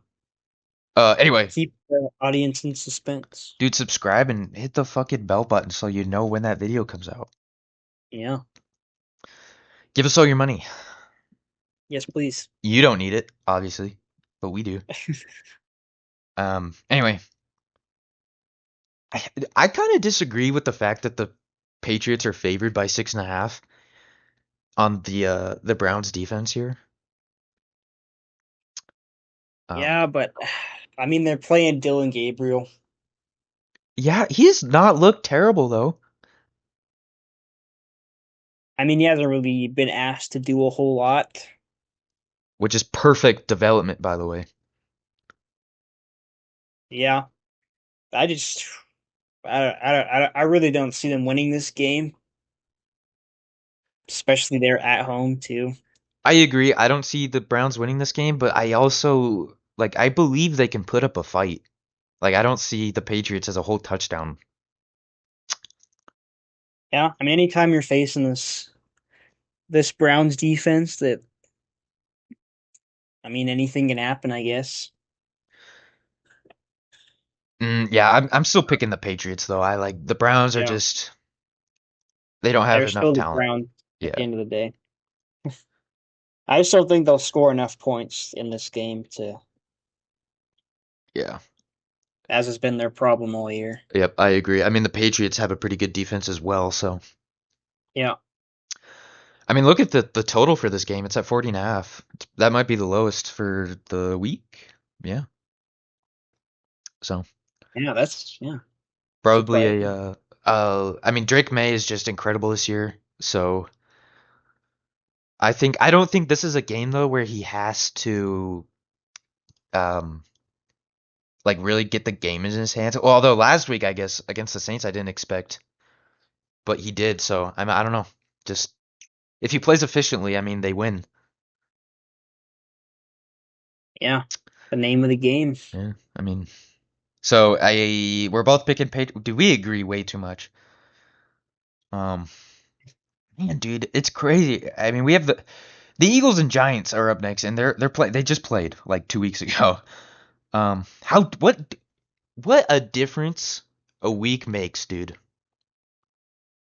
I mean, Eagles favored by 7.5. Dude, when the Eagles and Giants played on Thursday night 2 weeks ago, dude, I was like, and the Giants killed them. I was thinking, damn, Giants might be doing something this year, and they could probably beat the Eagles again. However, after what I just witnessed, I don't see that happening. Yeah, but do you think the spread here? Like I'm surprised the Eagles are favored by as much as they are. I guess If I'm being honest, I can see this game as a blowout for the Eagles, but as a for the betting, I kind of am surprised. interesting. I genuinely think the loss the Giants had against the Broncos was just so deflating that um like how do you give up 33 points in the fourth quarter? I don't Yeah, see. choke job. I guess it just I mean the Eagles are at home this time. Yeah, So I think, and Jalen Hurts has been playing really well since. Well, I mean, he's just been playing really well all year. So, um, I don't think the Giants. They have a win against them already. I don't see how they lose. I don't see how the Eagles lose to the Giants twice this year. yeah, that'd be crazy if the Giants swept the series. Yeah, Which I think I'm going to pick the Eagles, but I think this is going to be. I think it'll be a tight game you do. just because of Jackson Dart and Cam Scatterboo. But it's like I think what version of Jackson Dart are you getting? Are you getting I'm gonna drop the ball and the defense gets it, or are you gonna get I'm a god playing the Eagles? I mean that was only one game to be fair. He's had one bad game and three really good starts. And I think like yeah, they had a terrible collapse against Denver, but they still had a big lead to begin with. But I think there's you something to gotta be said. finish the game Something to be though. said about that. Like, is that coaching then? Like, you gotta finish the game. You gotta be able to finish. I think that they could probably move on from Brian Daboll, but I look the Giants roster is talented enough to make this a competitive game. God, could you imagine if they still had Malik Neighbors? That would be crazy. Next year, dude. Who do you think? Because I agree, of course I do. That the Giants can move on from Dable. Who do you think would be a good coaching fit for the Giants? They have a lot of talent. Whew, I guess that we'll have is, to see who what vacancies become available and what coaches are there. But yeah. Um, Bill Belichick, Bill Belichick. dude, he's a Hall of Fame finalist. That came out. Yeah. Which I guess once again it's like recency bias we talked about. I mean, you got to look at the whole picture. Yeah. So I mean, But still, but funny timing, I guess. yeah. I mean, Tom did was it just 99% Tom Brady? Yeah, it was. Anyway, The age-long debate, dude, maybe another video idea. Anyway, full of ideas. I'm picking the I, Eagles in this game handily. yeah, I'm gonna differ and say Eagles, but close game. We have agreed and disagreed at the same time. That Yeah, is as close as you're gonna get of a different disagreement between us. I'm taking Giants. Give me the 7.5 points. Oh yeah, as a betting for betting. Yep. God, I wish I could bet and lose all my money. DraftKings sponsor us. Dude, could you? Oh my God, I'm getting like drinking milk in a draft. Anyway, um, Bills and Panthers once again another spread of 7.5 for the Bills. I disagree with. Well, yeah, I do disagree with that actually. I see. Really? I think the Bills win, but I think the Panthers can put up a fight. It's kind of like the last game for your Giants, I guess. With the even with the red rifle. Oh, dude, even better with the red rifle, dude. Mm, I mean, the Panthers have just been playing really well. I mean, they're on a 3-game win streak. I mean, granted, they've been playing some pretty mediocre and the Jets. So, but the Bills, dude, I mean, they're coming off a bye week, but before the bye week, they have not been playing to the standard that we expect from this team. yeah. I mean, back-to-back losses, and then even their wins have been pretty close, except for the Jets. Yeah. I mean, granted, this is probably the game where they get back on track and they blow out the Panthers and they just come out like that. But I feel like this is the game for the Bills to right the ship. But I like the Panthers, dude. I want them to win.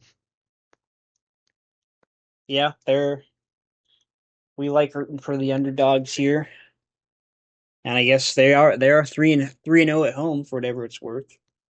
I'm that would be dude. If the Panthers beat the Bills, dude, it's time to watch out, Buccaneers. I'm just kidding. Yeah, If I'm being honest, I don't see how the Panthers are gonna like. It just depends on what like turnovers I get. Will Josh Allen throw multiple interceptions or fumble it? I don't know. yeah, I don't see it happening. I'm It's picking the Bills. yeah, I'm picking the Bills too, but I mean the Panthers have been looking really good against bad And teams. But a bit. This is a good measuring stick for them, I think. yes, yes, and I mean the Bills need to win this game, dude, if they have a hope to win the division, because the Patriots just have a cakewalk of a schedule. Yeah, So I mean exactly. I am picking Bills, dude, but it's either gonna be a blowout for the Bills or it's gonna be like last drive. No in between. Yeah, Um, Up next is another game where the spread is 6.5 or more. Bears and Ravens. I am genuinely surprised Baltimore is favored by 6.5, even with Lamar Jackson. Um, yeah. I mean, how often do you see a 1-5 team favored by 6.5 against a 4-2 team? did the betters, the guys who do the bets, did they just forget the Ravens have like the worst defense ever? Like I don't get why they're favored by 6.5. Lamar Jackson is actually still not practicing. News came out today. I don't know if you saw that. Interesting. Yeah, I mean they're coming off of their bye week as well, but if like I don't think it matters if Jackson like I don't get why they are favored by so much. Really. Like even with Lamar Jackson, dude, like the Bears have been they're on a 4 game win streak. They've granted we talked about how close those games have been against mediocre teams, Yeah. but like the Ravens defense, dude, is bottom 3. So, I mean, I'm gonna disagree with you here. oh really? I see if assuming Lamar Jackson plays in this game, I see the Ravens winning. Okay. Yeah, if I Lamar think that their defense against the Rams looked really good.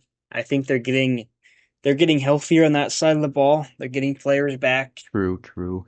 and you get Lamar Jackson back, especially, and they're at home. They're kind of this like kind of like a must-win game for them. Yeah. I'm picking the Ravens. All right. I think I'm gonna save my ass here and say if Lamar Jackson plays, the Ravens win. If he doesn't play, I think the Bears pull it off. But Yeah, I, I'll, I'll I'll agree with that. I, I don't. This Lamar Jackson injury is kind of weird. It's got a weird feeling to it. Yeah, I thought he was kind of like I thought he was like pretty sure there he was going to play this week. So I don't know if this is just like a little extra rest or what's going on. Yeah. I mean,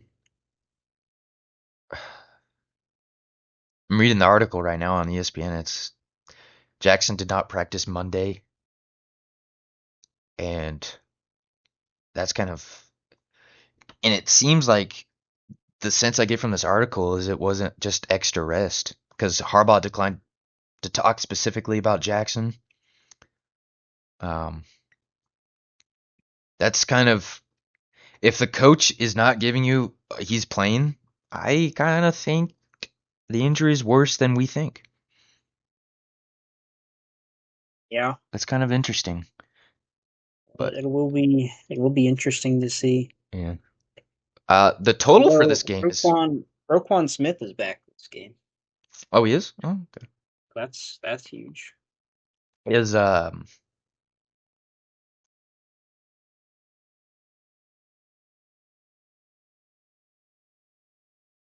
okay yeah um I feel like Caleb Williams like this is a game for the Ravens defense to show up against Caleb Williams, but Yeah, I'm surprised this is the over under on this game's 49 and a half.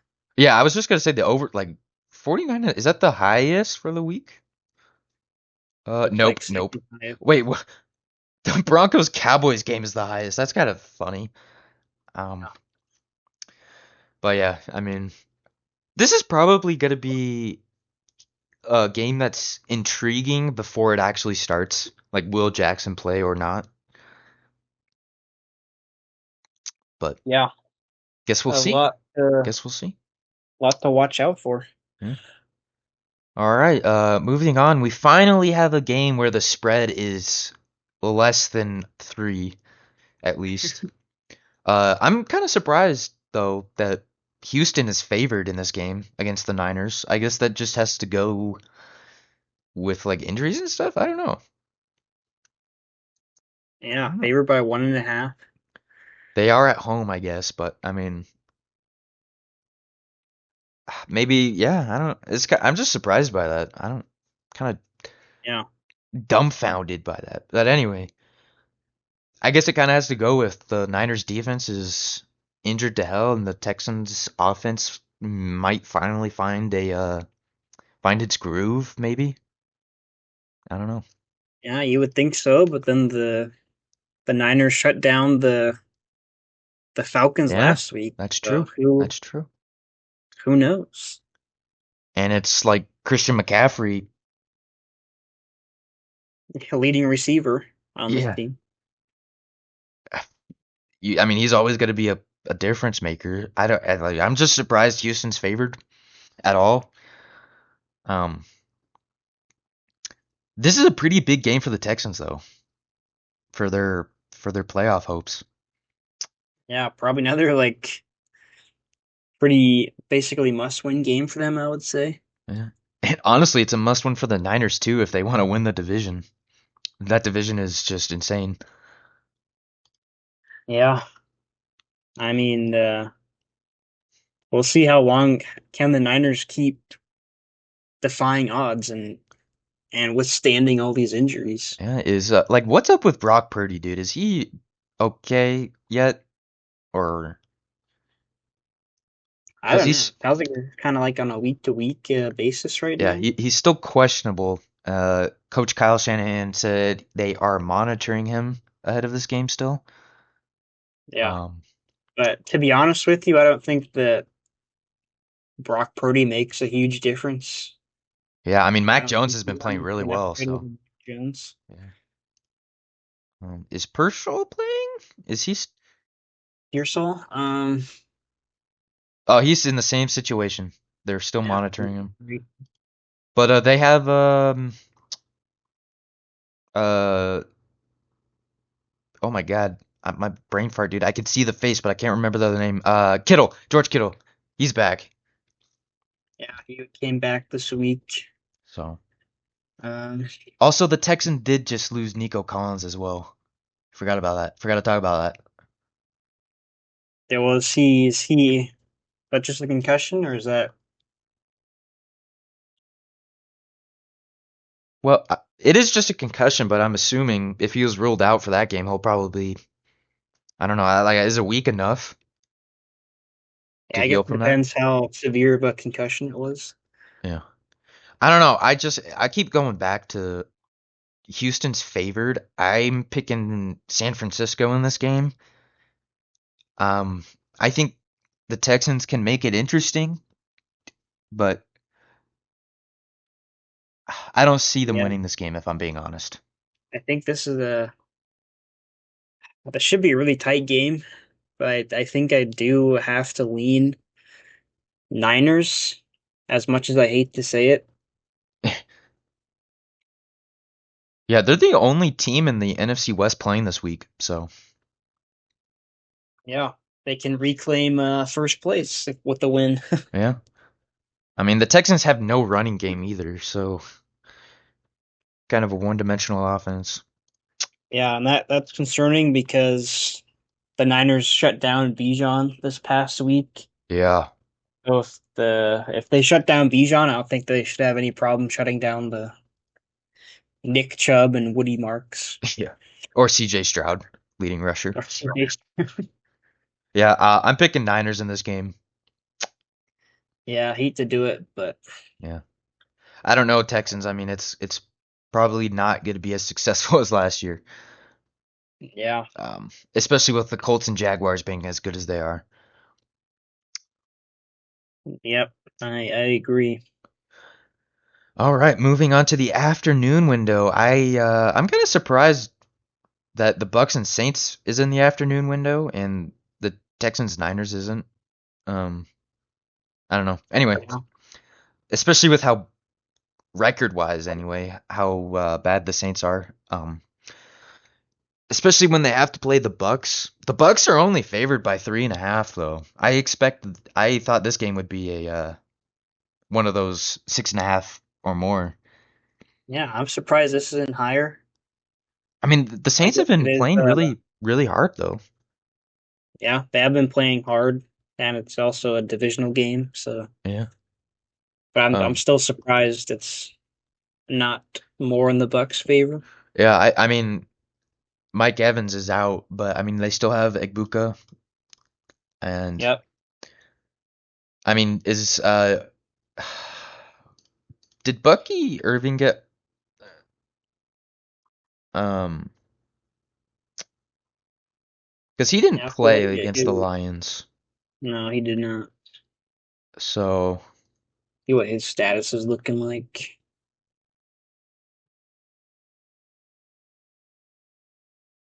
I just think this Bucks offense is still good. I mean, it was. I mean, the Lions kind of shut them down, but Yeah, I mean they had a bad game like that it that happens. happened, It happens. and I don't think the Saints don't have the defensive line that the Lions do, Yeah. I also or really just think the defense in general. I think this Buccaneers defense will shut down Spencer Rattler and Alvin Yeah, Kamara. I agree. I So think I think the a bounce back game for the Bucks. agreed. I think Bucks win this game. I think the Saints can, make probably make it a little fight, but I think the Yeah, Bucks win. I agree. All right, dude. Broncos and Cowboys, the so far the highest total 51.5, and that's probably just solely based off of the Cowboys offense. Um, And their defense. yeah. I'm kind of surprised it's that high though, because the Broncos defense, granted, they did just allow a Giants offense to score 32 points, Yeah. but they also allowed the offense to come back in that game. So Yep. this Cowboys offense though is pretty crazy. I mean, Dallas has look at the passing, rushing, and receiving leaders. It's all Yeah. Cowboys. Look at the numbers. Yeah. This is going to be an interesting. I mean, Denver's favored by 3.5. Um, Yeah. this, No. So at home. yeah, in Mile High. I mean, this game essentially comes down to can Denver's defense stop the Cowboys offense, and can the Cowboys offense get past the Denver's defense? Yeah. And also I think even the opposite of that is can the Cowboys defense stop the Broncos offense? Yeah, you have to win the game to win the game. You have to win the game to win the game, yeah. Um, can your offense beat their defense, and can your defense beat their offense? That's the uh, that's the game. Well, Uh, what about special teams though? oh God. Blocked kick. Is this the block? Is this going to be the weekly blocked kick game? Because there has to at least be one. We should make predictions for which game will have the blocked kick in it. And this is at Mile High. I mean, I mean, Brandon Aubrey could have like an 80-yard field goal in this game. you could just kick it from the end zone, 100 yards, They don't even have to get any. They don't even have to move the ball at all. Like bro. kick Just it. every possession, kick a field goal. Why not?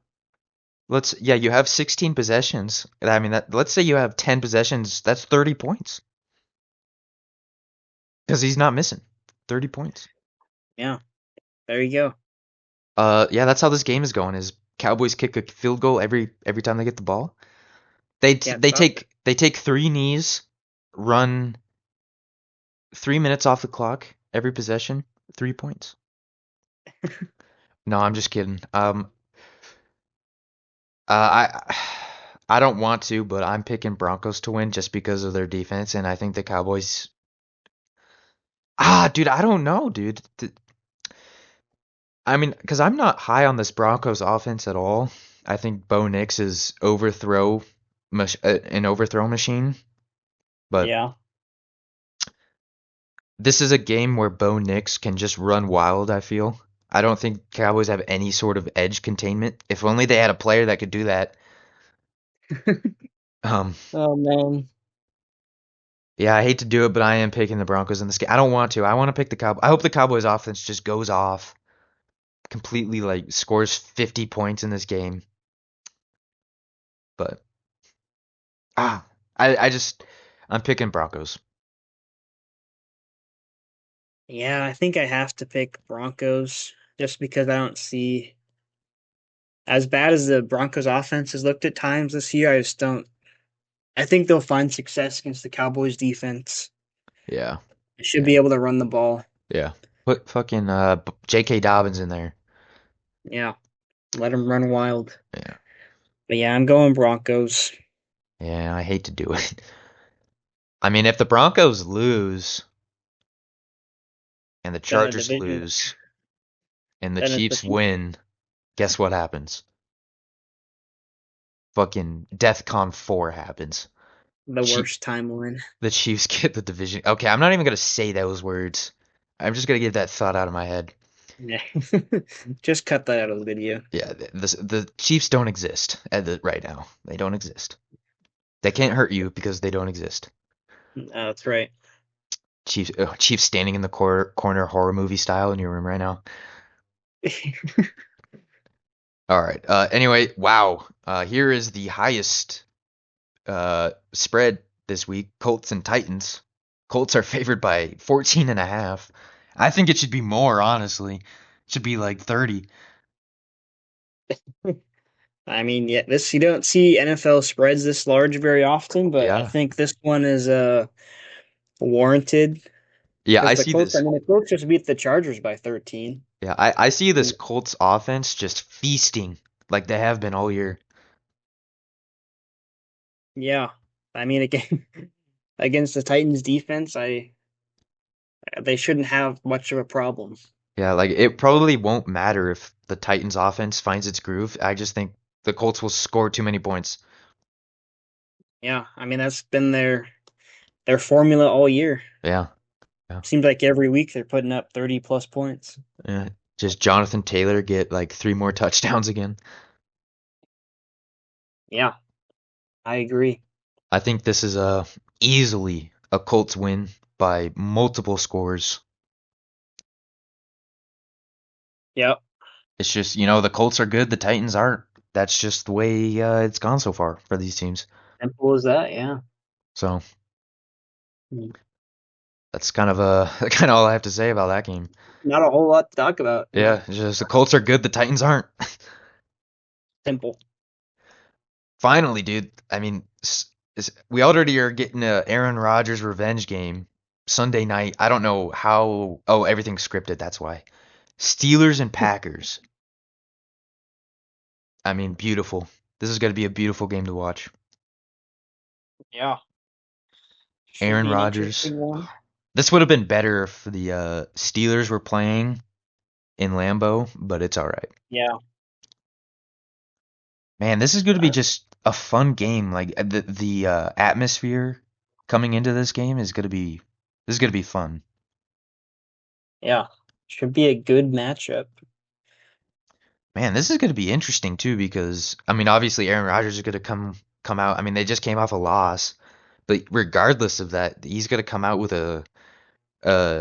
like I don't know, a chip on his shoulder because this is his previous team. I mean, this is the team he won with, or not previous team, but one of them. One of them, yeah, We forget about the Jets. The Jets the years are most just memorable one. the Jets years don't exist. Yeah, This is just going to we be didn't fun. talk I about. really don't know who wins this. Green Bay is favored by 3.5, which I'm picking Steelers, dude. Really, Just because the Steelers are at home. I think that's the difference here. the terrible towels. Yeah, I think if the Steelers were playing in Green Bay, I think the Packers win. I just think that home field advantage just kind of like builds off of the Aaron Rodgers revenge game, and I think all the momentum and excitement. I just think the Steelers. I think this is going to be a really close game. Yep. Maybe the Steelers defense will actually show up. Yeah, I'm gonna disagree with you again, and I'm gonna lean Packers in this one. Yeah, I mean, this is like we're disagreeing on this, but this is going to be a good, fun, close game. I think. Yeah, I think the difference for me is Josh Jacobs against the Steelers' run defense. Oh yeah. I think you should find success, and really just the Steelers' defense in general. This hasn't really looked I know the highest paid hasn't been up defense. to par. Yeah, Highest paid. hasn't been up to par so far.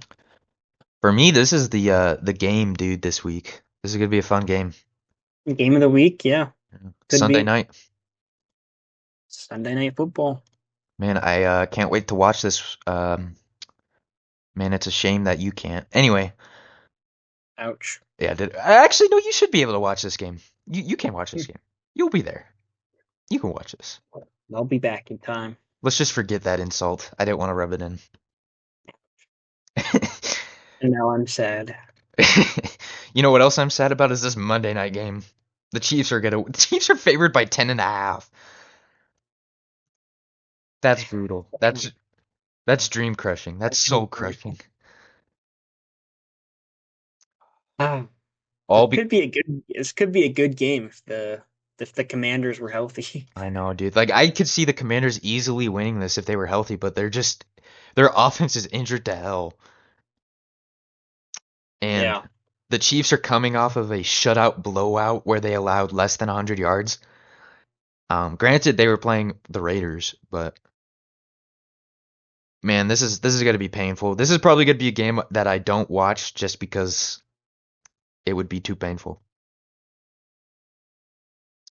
Yeah. I mean, Terry McLaurin, Debo, and Jaden Daniels are all questionable right now. Yeah, So, that is not good for the Commanders' chances.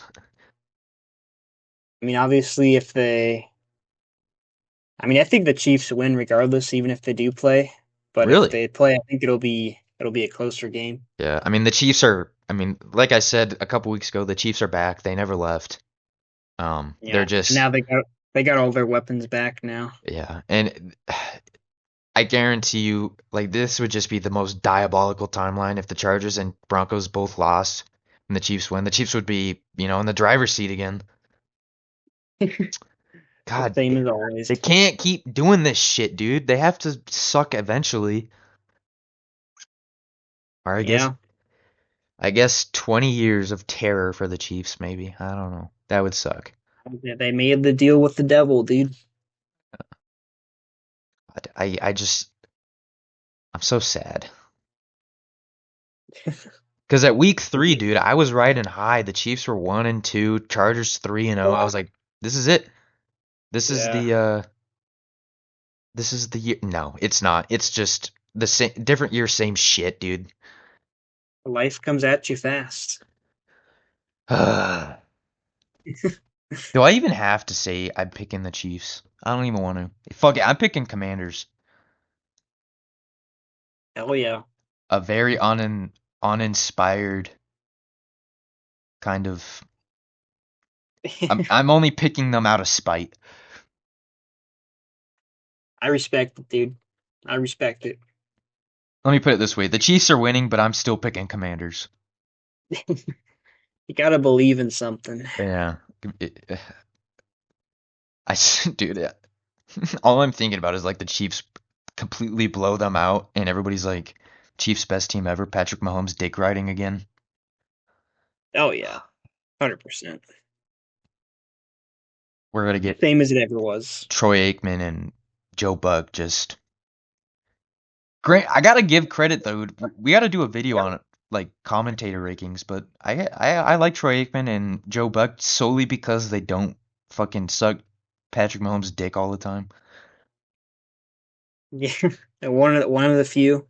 Yeah, like Yeah. They're one of my favorite announcer pairs right now. for me, we gotta do an announcer ranking, dude. But for me, Kevin Harlan is like far and away the best. I love Kevin Yeah. Harlan. I can see that. He probably is the best, but I do like oh my God, why can't dude, I just forget everybody's names. I'm well, visual. you can't give away the whole video right now. Oh, you're right. You're right. Or we could just um Just sprinkle in teasers. That's all we do here. yeah, you're right. You're right. You're right. Bottom of the rankings, I have Andy Reid. Anyway, no. That's Andy actually Reid. dude, this is any engagement is good engagement. Like I'm rage baiting everybody. Andy Reid's the bottom of my rankings. You're gonna have to watch the video to find out why. Um, Yeah. Follow the ESPN blueprint. exactly. Exactly. Anyway, dude, another week down, man. It's gonna be the Super Bowl before we know it. Yep. It goes by too fast. Yeah, yeah. Um, You know what else comes fast? The end of this video.